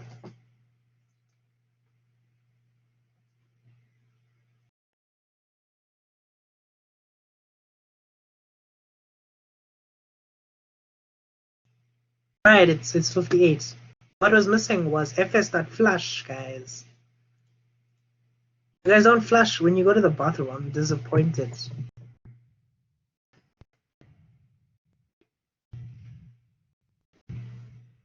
I even gave you guys hints, and I was like, you do this every single day, and nobody picked it up. You gotta make sure you guys are awake. It's early on a Saturday morning, you know?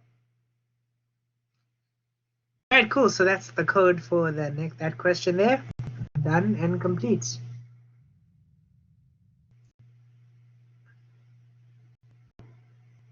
You must always take a chance, bro. You must always take a chance. If it's not in your head, if it's in your head, then you might as well say it.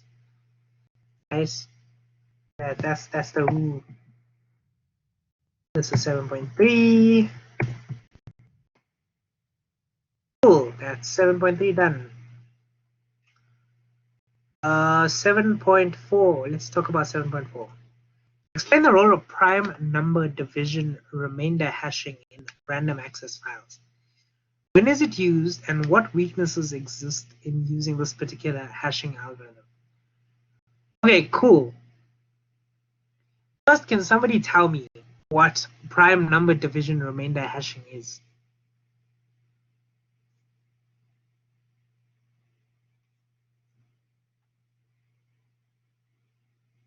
Anybody want to just talk to me and let me know?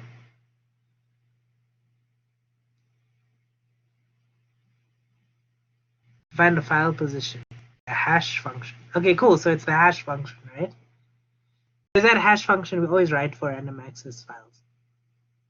Okay, so the first thing that kind of answers one of our questions. The reason we created a hashing algorithm, is so that we can go to a specific point in the file, to go to a unique location in the file, to either save or read a record quick, right?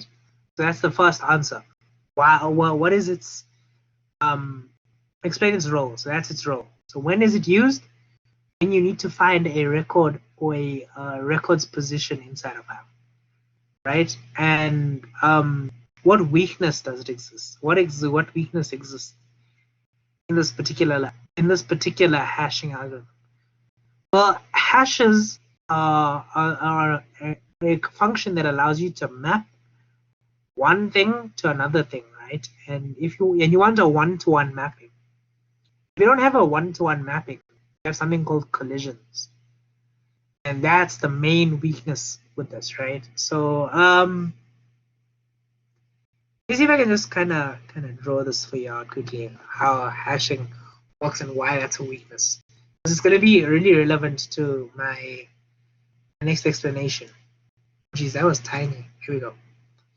All right, so let's just say we have one set of numbers here, right? So in here we have some numbers. You can have 1, you can have 2, 5, and 7, right?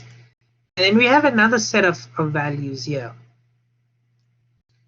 Let's call this side. I'm sure you must have seen this in your maths. Now, a one-to-one function. It's a mathematical concept. Hashing and cryptography rely almost entirely on this stuff. 1, 2, 3, 4. So we need 4 of these. C, D, E, and F, right? So what a one-to-one mapping is a one-to-one mapping is take this and map it directly to one thing in here, right? Take this one, map it to that one. Take this one, map it to that.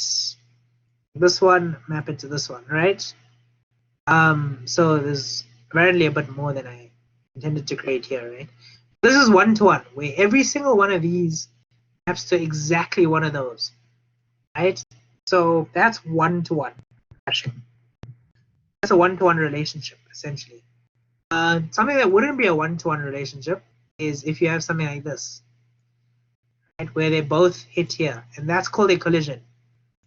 Right, cool. So that's something that, and the function that we do with the prime number division, right? That definitely causes a situation where you can have multiple things colliding like that. It's not a one-to-one function, right? So that's really important there. So let's go and answer that question. So what is its role? When is it used, and what is its weakness, right? So its role. Oh wait, this is not in question 8. In question 7.4. 7.4. Role. Its role is to unique location inside a file so that a record can be read or saved, right? When is it is used? Whenever we need to find a record's position in a file, right? And the weakness here as is that collisions occur. Cool. And that's 7.4 done. Now let's go to 7.5. Provide an algorithm for checking for collisions before saving. Ooh, alright, cool. Does anybody want to take a stab at this? This is obviously stuff you probably shouldn't know. So let's just see if there's any smart kids amongst us. Because it's a like I just want a high level view. Like say like you open the file and then you do this and then you do that. So anybody want to just talk me through that quickly?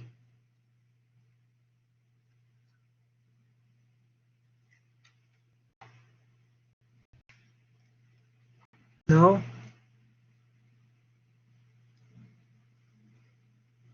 Alright then.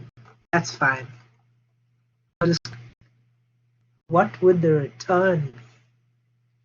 Ah, you want an incentive. You want an incentive. The incentive is that I might be willing to do an extra Saturday touch right before your exam, where I can answer questions for you guys. Right, and that's it'll increase the chances of that. So it's not guaranteed, and I'm not even sure that's allowed. So, so no definite returns there, but that's the best I can do for you guys. Is it worth it?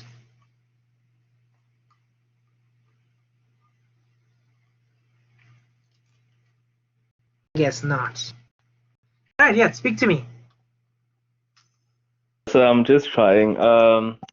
So basically, I feel like to actually check if the collisions would actually, let's say, like create an if statement like before we actually call the file stream, then use the hash function in a way to actually, what can I say, record previous data, then compare to new data. So by doing so, I don't know, either like putting it within a loop, I'm not sure. Then we return a message saying that these two are the same or something like that.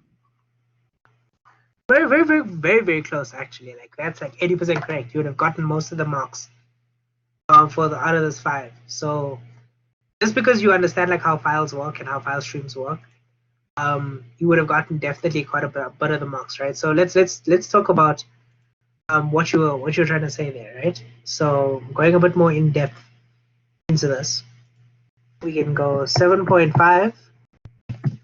Firstly, first steps, right? Step 1. Open the file, right? So the reason I say open the file is we're checking for collisions within the file, right? So step 2, as you mentioned, check, right? So firstly, read stuff from the file, right? And check if there is a record in the destination location, right? So that's your if statement that you're talking about, right? How this if statement works is it goes to that file location, and as I did here, right? If you look here, my ID here is -1. So what I do is I read the ID of this current one, and I go, is that ID a -1 or is it a real ID? Is it an ID that can exist? And if there's an ID that can exist there, then we know that there is a collision, right? So we know that there is a record there. If not, then we know that there's no collision there, and you can just overwrite that space, right? So that's just a cool way of doing it. So you're gonna say, well, if there is no record, well, this should be step 3.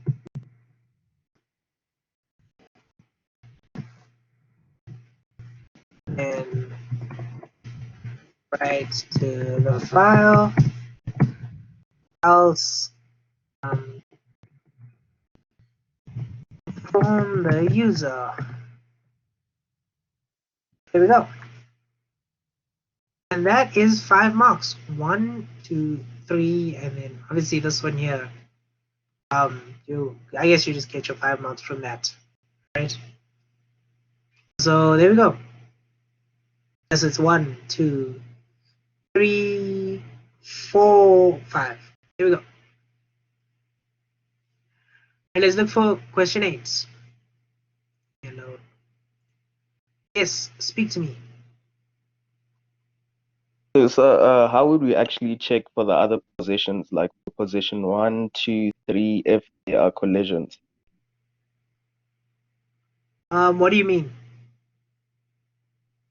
Like if a person would like to save into a file, then then let's say the first ID, like the key would be 1, which would return 1. Then the other one would be like 2000, which will still return 1. So how would we actually inform the user that way that there's a collision? For those kind of collisions, right? What happens is you do something called collision handling, right? This is collision detection. So collision detection works the same. So as I mentioned, you open the file, you read, you check. If there's already something saved there, then you tell the person, I can't save here. I can't save 2000 here because there's already something saved in the position given to me by the hash algorithm, right? So then from there, you'd have to do some kind of collision handling to actually save it to the file. And we'll talk about collision handling actually like now because Sinead, all I'm going to tell you is team technologies. You talk about GitHub, talk about WhatsApp for communication, Lucidchart or whatever other thing you did for design documentation. Maybe you used Visual Studio Teams or Microsoft Teams, whatever the case might be. Talk about those kind of things. Talk about the ones which did work and why they didn't. So like let's say you have 4 or 5 technologies that have, and maybe you got 2 that worked and 1 that didn't, or whatever the case might be. Just giving you reasons will give you your marks here, and why you would use them in future. So let's say you've got only 3, that you can go 3. That's 3 marks for which technologies, 3 marks for whether they worked or not. So that's 6, and 3 marks for whether you'd use them in future or not. Right? So that's 9 out of 10 already. If you have 4, you're set. So the ones I recommend would be just talking about Git. If you used Git, if you didn't use Git, then why didn't you use Git, right? If you use Dropbox, maybe you can talk about that one. You can talk about WhatsApp, Discord for communication. There's things like emails if you really need to struggle to get one.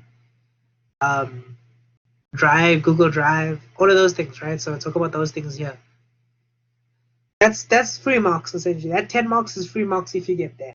So make sure you get there. Make sure you work at the right time. Make sure you manage your time. If you look at it, right? So talking about time management. And this is a 100-mark paper and it's in 2 hours. That means there's 120 minutes. And so it's 1.2 marks per minute, right? So make sure you plot your time like that. Like there's 10 marks here. 1.2 marks per minute means you should spend like, I don't know, say 5 minutes here or whatever the case might be. I don't have a calculator. Let's calculate. Right, so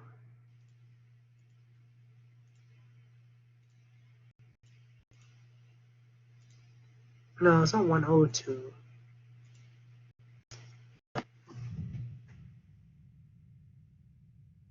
Come on. I suck at this. Okay. By 1.2. So 8.3 minutes. That's how long you should spend on question 1.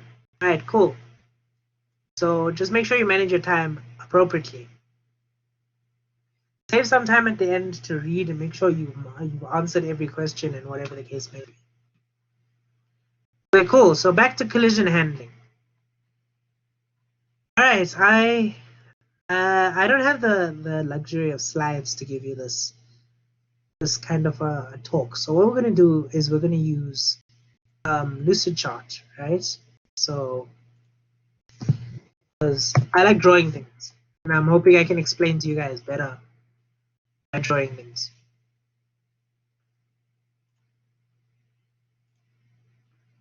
We do question 8. Oh, question 8 was the social aspects of IT. An essay question. See? Essay question. So I'm not gonna do essay question with you guys. That's for you guys to work with, right? So that's a swim lane. That's not what we need. What do we need actually? Let's go look. What's available? Oh yeah, we can use Yona. Because that's very much, we mark it very, very easy flowing. So we mark that super easy.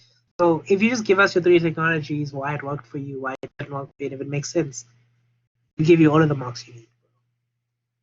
So don't stress too much about that.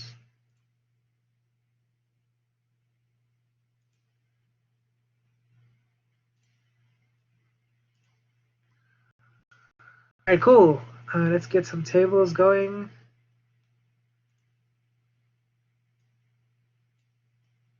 All right.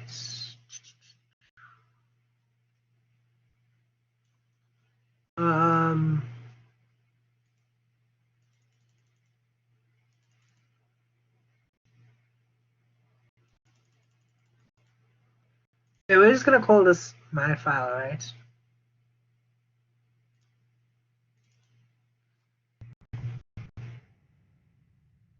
Right. So inside of a file, this is kind of what you do when you write your blank thing, right? So how vague the answers we give us. So would we be marked down? Well, try not to be vague. Like for example, if Git didn't work for you because one of the members of your team doesn't know how to use Git, then explain that as the reason. That's a pretty specific reason. If you just say we used Git and it worked because it's great, that's not really an answer. You have to say something like Git allowed us to reconcile our code, manage conflicts so that people didn't overwrite each other's code, as well as keep a working version at all times that was available to all members of the team, right? So that's good reasons for using Git. You can get that straight off the Git website.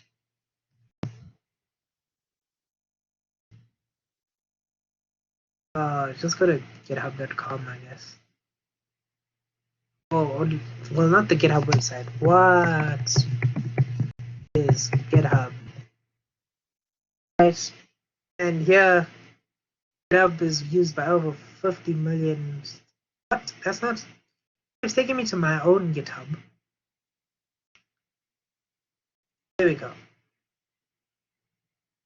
So it's a version control system, and it uses CVS and Mercurial, and so these are subversions of it, right? So create something, and they make constant changes to the code, releasing new versions up and after the official release, right? So that's just read read about Git, be able to answer. Read about WhatsApp. You shouldn't have the need to read about WhatsApp. Let's say you do read about WhatsApp, then that's fine. Obviously OneDrive and Google Chrome, if you didn't use Git, that would probably be your next best bet to like share code. That's something you could use. Lucidchart maybe. I don't know, stuff like that. Just think about those technologies. So in here, we want an ID, right? Here we'll actually save the record, and in here we'll have something called a pointer. Right, so a pointer, what's this about? So imagine a file in memory is actually made up of these three components, right? It has a unique identifier, it has some data, and it has a pointer to the next file, or whatever the case may be, right? So you can consider your file as a hash table like this, right? And how we get these IDs is, well, maybe not IDs right now. Maybe we can just change this with position. Right? So you got. Why did that happen?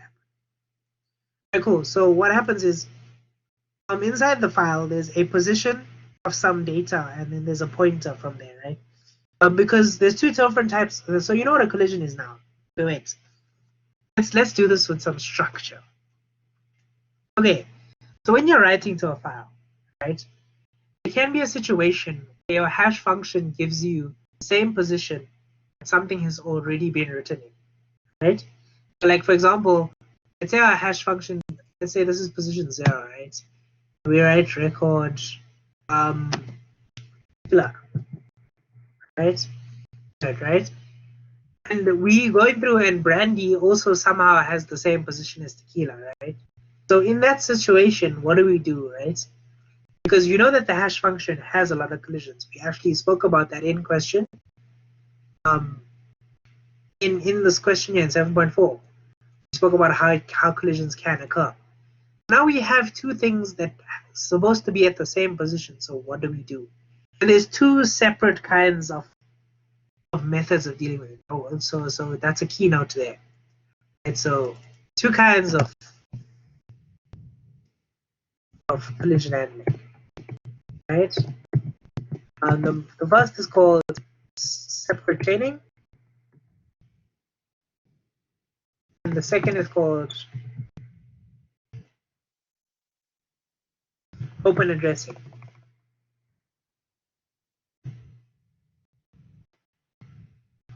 So what separate chaining would do, separate chaining would go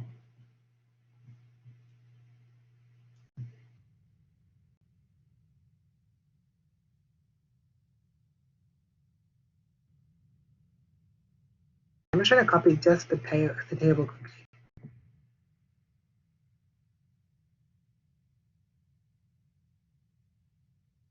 Right. So what separate chaining would do,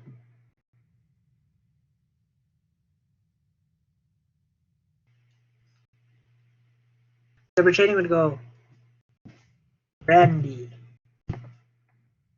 right? And it would then make a pointer here to there. So when you search for Brandy, it goes to position 0. It says, okay, we're at position 0, but Tequila's here. So let's go to Tequila's pointer and we'll find Brandy, right? So this is called synonym chaining, right? So that's one method of collision handling. The other method is called open addressing, right? So open addressing goes, let's delete this, We'll only work with one thing because we don't like making multiple things. We just want to save space. So where it goes, the first method of open addressing is something called linear probing, right? So what linear probing means is in a set interval, look for the next open space and just put your collision in there. It's going to go, okay, cool, position 1, they're going to be Brandy, right? And it doesn't work with the pointers. So it just goes position record, position record. Let's say there was another collision for 0. It'll just find the next open spot and put it in. And if there was even another one, it'll still put it there. Do you see that the problem now becomes that its position no longer relies on the hash function, right? So that's why this is called open addressing. The address no longer relies on the hash function. But actually, what's happening is we're just making sure that everything fits into the file. So what would happen is when you look for something that's supposed to be at position 0, you start at position 0 and you go, is this brandy? No. Next thing, is this brandy? Yes. And then you read that. So that's just a cool way of looking at collision handling. The two basic methods, separate chaining and open addressing. Under separate chaining, we have synonym chaining and bucket address and some other stuff, right? Under and I think there's rehashing also there. But you'll definitely get a stronger lecture on this, a more detailed one on Monday. This is just so you can understand how I'm getting the answers for this next question. Because this next question is a bit of a stickler, so you definitely need to know what's cracking. Sorry about that. My throat is getting really dry. I think I'm gonna drink some water. I'll be back in a second.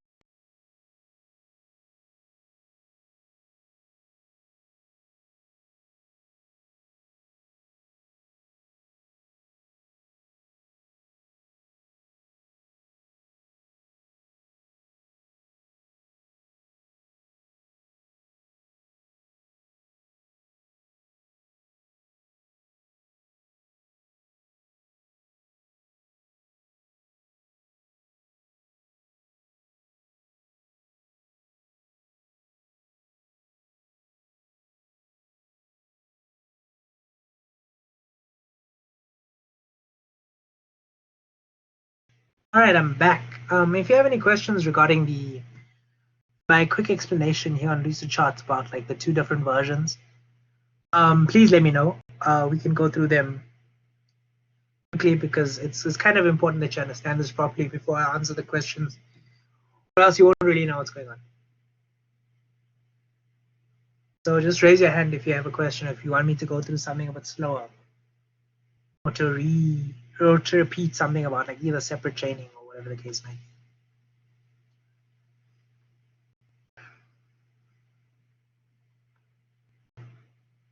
Nope. All right, cool then. So the second type again. The second type is called open addressing. All right, cool. So the second type, open addressing, usually goes for the next open address, right? That's kind of how it's named, which is pretty cool because what it does is it goes, there's a collision at point 0, look for the next open position and pop the thing in, right? And there is actually a question on that in this paper. So you will definitely see how it works in a proper example, right? So what we've got is we've got entries and keys and positions, right? So there are 10 entries, but the positions go all the way to 13, right? And there's 14 record positions here. And the first one we got is synonym chaining, which is the first type that I showed you about. And then we got linear search, which is part of the second type. And then we got something called two-pass file creation. I'll talk you through that one also. So are you guys ready for this? I'm hoping you guys are. How do I do that thing where I can put this at the bottom of my screen? I don't know. I do not know. Right, to the sides we go then.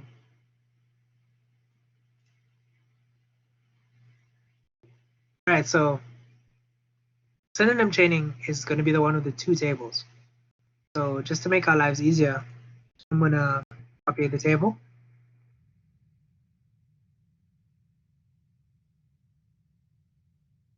Windows key down. Does that work? Oh. Wait, let's get rid of this one. Windows key up. Next screen, go Windows key down. Cannot. Put it down here and go Windows key down. No, that's just shifting through the different windows. That was really interesting though. Oh hey, this is the wrong one. Where's the right one?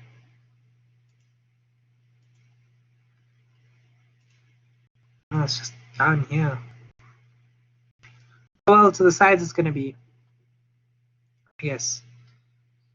That's just how it will go. Okay, cool. So before we get there, we have to delete brandy and tequila. And let's put some 3, 4, 5. 7, 8, 9, 10.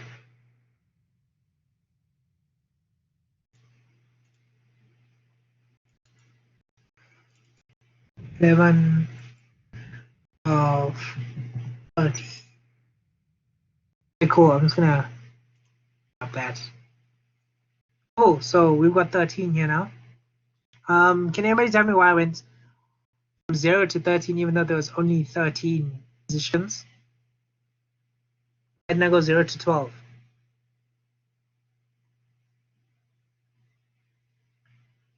Anybody? Nope. Alright, so the reason why I went is because every file starts at position 0. And our biggest position is 13 there. Right? So we know that it has to have a 13th position at minimum. Alright, so let's copy our file over.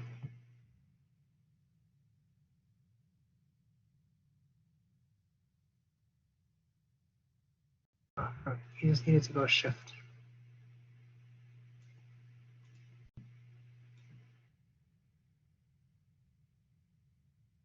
Right, now we've got 2 of those. The same thing, but it doesn't matter.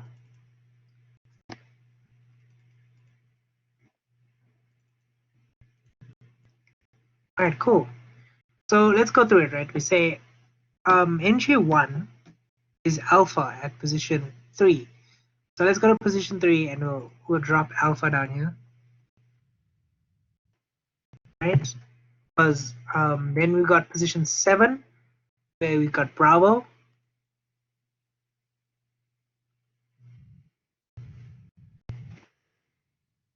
Then we've got position 3 again for Charlie, right? Now Charlie collides here. So what we're going to do is we're going to put Charlie down here. We're going to go, all right, pointer from you to there. All right, cool. So this pointer is now going to go there. So what happens is when you're reading the file, you want to read for Charlie, you're going to take Charlie's key, you're going to hash it, and you're going to get 3, and then you're going to go to position 3, and you're going to say, wait, this is not Charlie. So you're going to see alpha there, and you're going to say, okay, well, let me look at alpha's pointer, and alpha's pointer is going to take you to Charlie, right? So that's something called synonym chaining. This will form a chain, right? At some point, it will form a pretty long chain, actually, right? So that's just how that works. Yes, speak to me. So with this type, it's kind of like Charlie overrides alpha. No, it's not.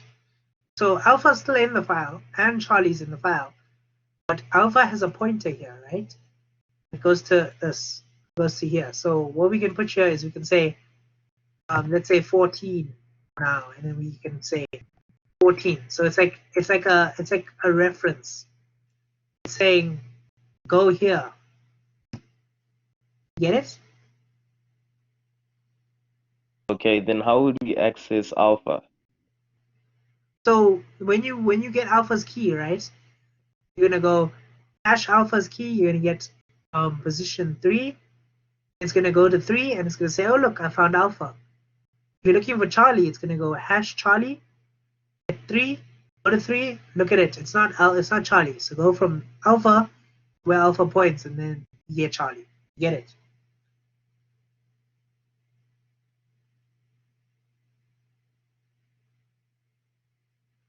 Okay, cool. As long as you kind of get how that works, right? So yeah, so that's kind of how synonym chaining essentially works, right? So you have a position here and then you kind of write it down. And that's, so then we've got Charlie, we've got Delta, which is at position 12. Right? We've got Echo, which is also at position 12. So what's going to happen is we're going to put delta down here.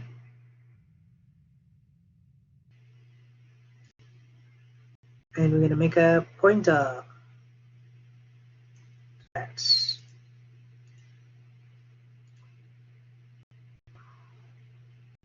there we go.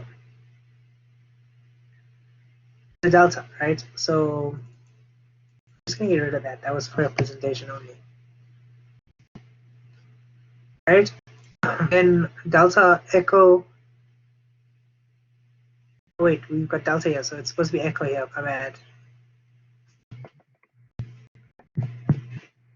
Echo, and then here we've got Foxtrot, which is NG6 at position 2. Oh, I forgot for 2. That's weird. Alright, let's make a one there, and then this will be position 2. We'll put Foxtrot in here.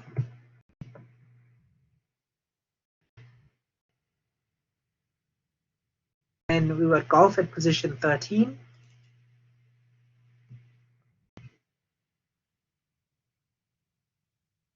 And we've got Hotel at position 4.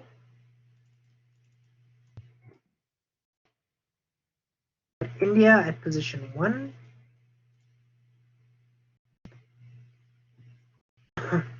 Then we've got Juliet at position 6.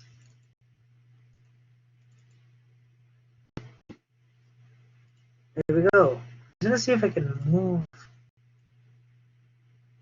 No.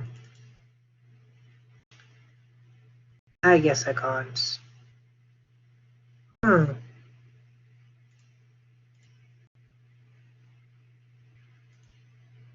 That worked best. Cool.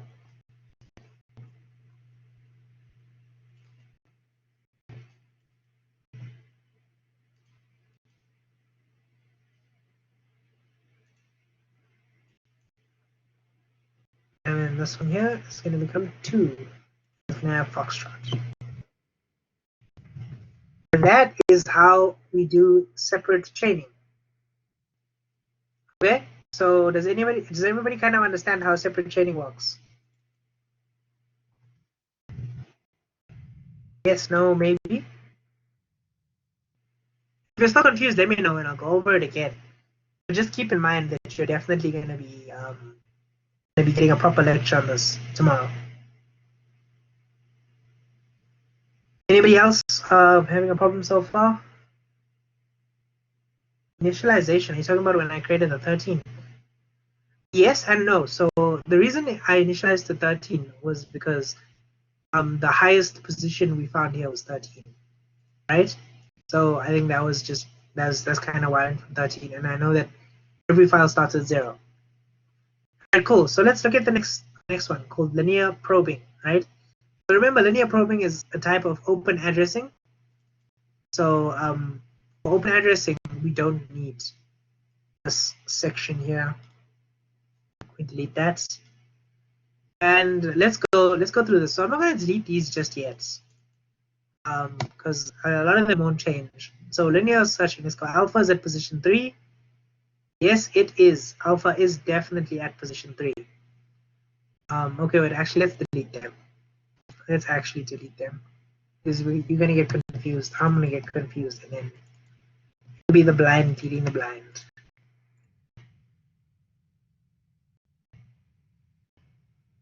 Cool, so alpha is at position 3. Alright, so we've got alpha here. Bravo goes to position 7. Bravo. Right. Then the next one is actually Charlie, which is at position 3 again. Right. So what happens with this one is we go, position 3 is full, but let's look for the next open address, and that's 4. So Charlie goes to 4. Right.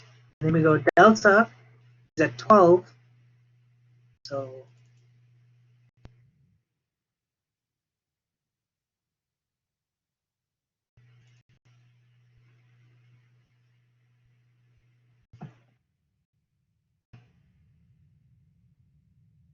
Okay, then we got echo, which is at 12. But echo, but 12 is already full, so we just put in the next open address, which is going to be here, right? And 13. And then we've got Foxtrot, which goes to number 2.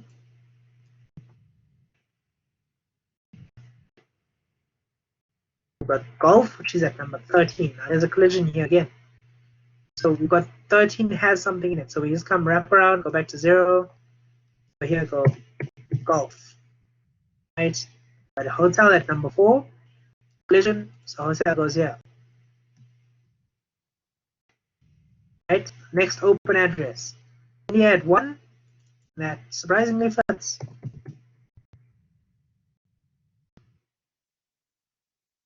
And Juliet at 6. Also just manages to fit in. Right? So that's open addressing. Okay? Any questions with open addressing and how that works?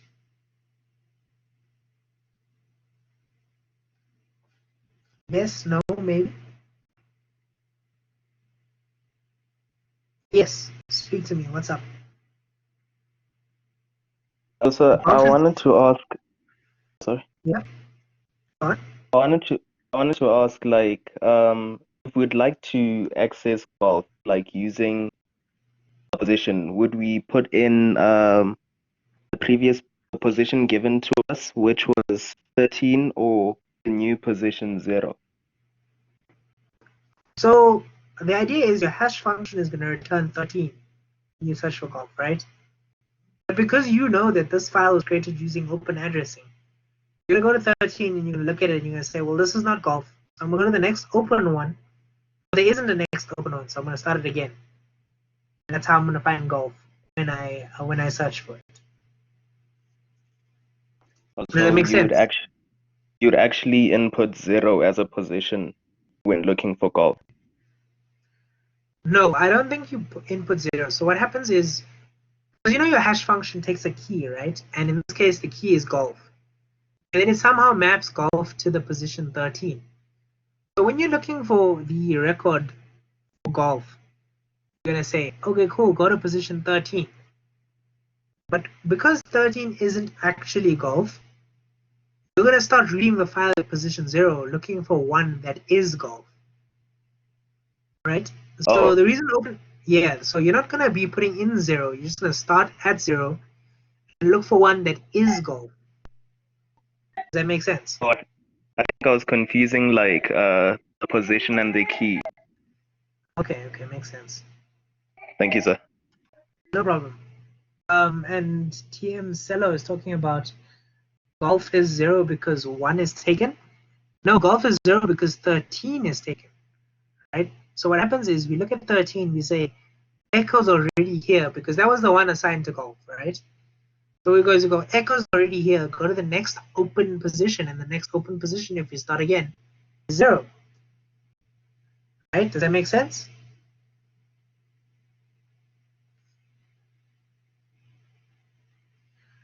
Okay, cool. Now the next one, 2-pass file creation. What would happen to Golf? What do you mean? So if all positions are occupied. Okay, so how do we know that all positions won't be occupied here? Remember, they tell you how many entries are here. So we go here and we say there are 10 entries and the highest position is 13. Right? For us to create 13 positions, starting at 0, we've got 14. So there's 4 free after everything. That's how you do it. If there's a situation where the entries exceed the number of positions, then it's up to you to create the right amount of positions available. Make sense?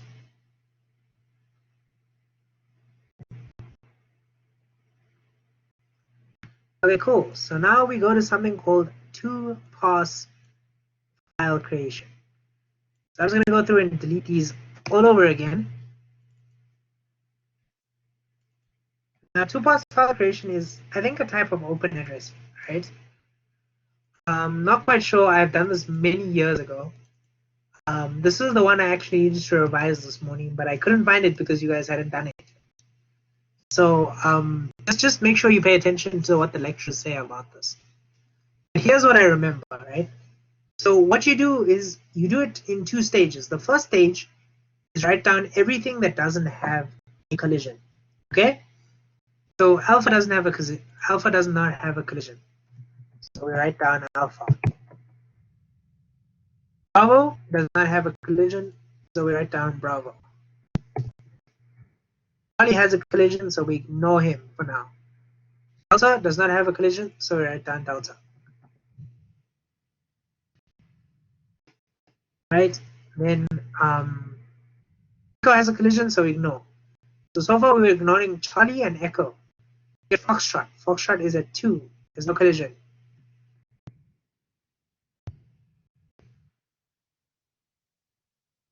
Golf is at 13. There's no collision. Right? Hotel is at 4. There's no collision.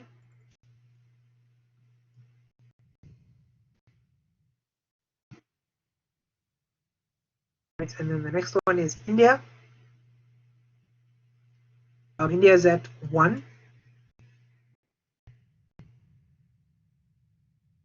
And then Juliet is at 6. Right? So we got so Juliet.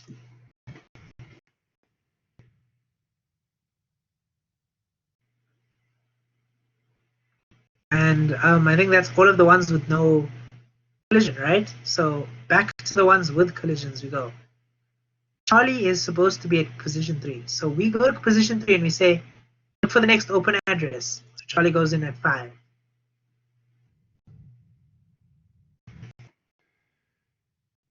Then we know that Echo had a problem. So we go to 12, look for the next open address, and Echo ends up at 0.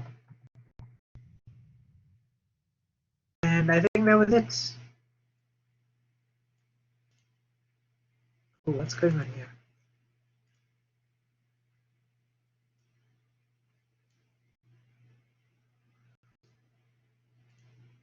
Yeah, I think that's definitely it.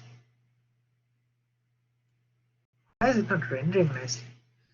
Yeah, so definitely that's how it works. Echo India, Foxtrot, A, Alpha. So we've got Hotel, Charlie, Juliet, Bravo, Delta, Golf. Right. So that's just how it works. It would be really cool if the lecturers spelled out something with this. Like if they had like IFM or something, that would be dope. But apparently they didn't. So any questions with regards to 2-pass file creation? Anything like that?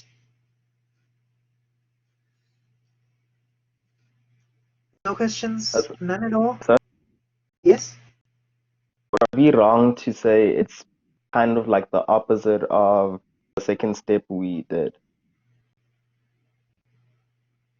What do you mean? What's the opposite?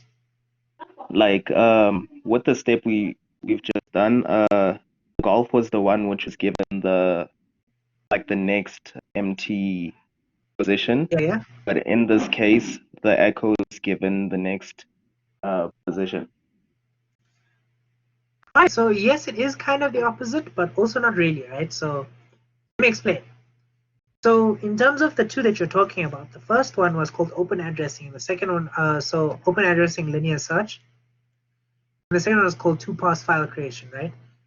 So 2-pass file creation has one goal, and that's to ensure that as few of these are misplaced as possible. So the only ones that really got misplaced were Charlie and Echo, right? None of the others got misplaced. But when we did linear search, after Charlie and Echo was misplaced, but so was Golf because we put Echo in the next open address. So Golf was misplaced, and some other ones were in weird and wacky positions. So linear search is just make sure that everything gets a space. 2-pass file creation is definitely make sure as few of these are misplaced as possible. And you definitely see that here. And you see that all of these have the right number except for the collisions. And collision echo was supposed to go at 12, so we went to the next open address from 12. When 12 is 13 open, no, start again. 0 is open, put echo in. Same with Charlie, right? So Charlie was supposed to be at 3. We looked at 3, we said 3 is full, 4 is full, put Charlie at 5. So does that answer your question? Yeah. Okay, cool. Any other questions, or can we call it a day, guys?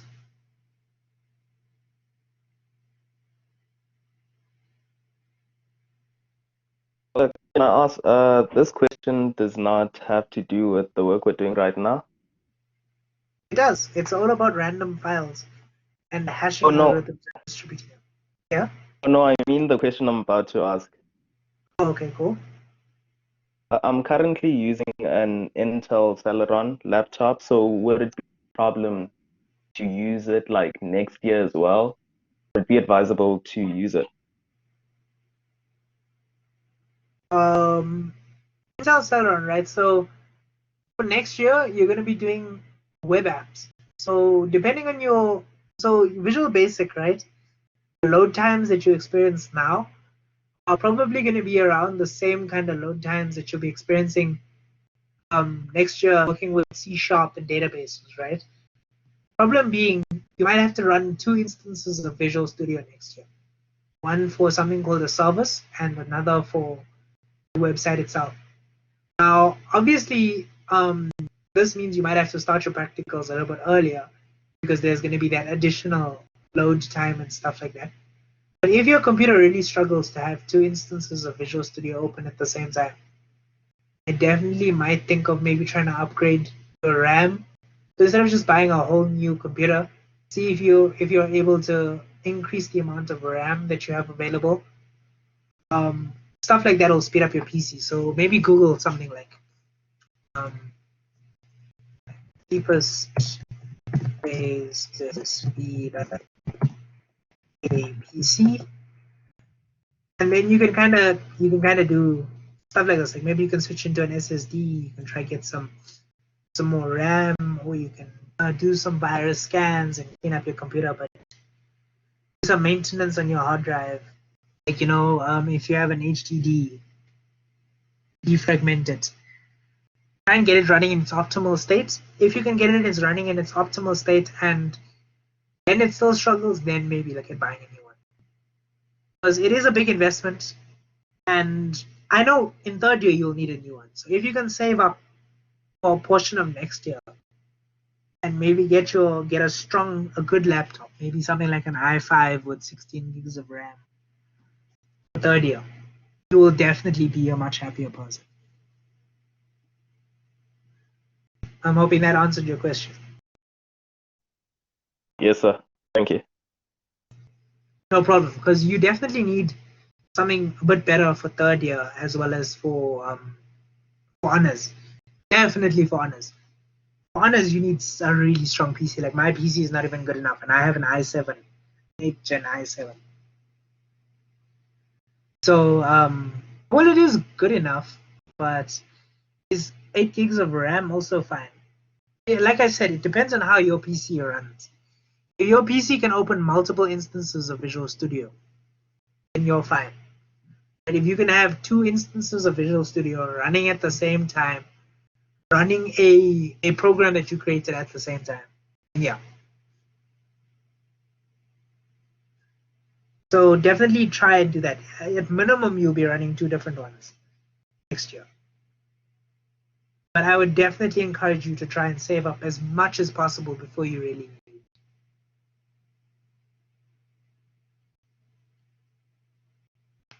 Because once you invest in a laptop, you don't want to be buying a new one every 2 years. You want to buy one and make sure you keep it that one for the next like 4 or 5 years maybe, right? So that's just my thing. If there's any other questions like that, I'm going to just end the recording and you guys can ask me any questions regarding like the rest of the degree or whatever the case might be. Any final questions about like the past paper or collision handlings or whatever? For the pointer, we leave it blank.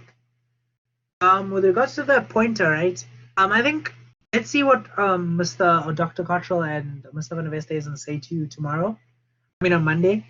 because as far as I remember, it was just a line, but it was just you had to draw that arrow. Yeah, so it could be I could be mistaken there. So just make sure to ask them, right? Because I did this many years ago now. Hopefully that answers your question.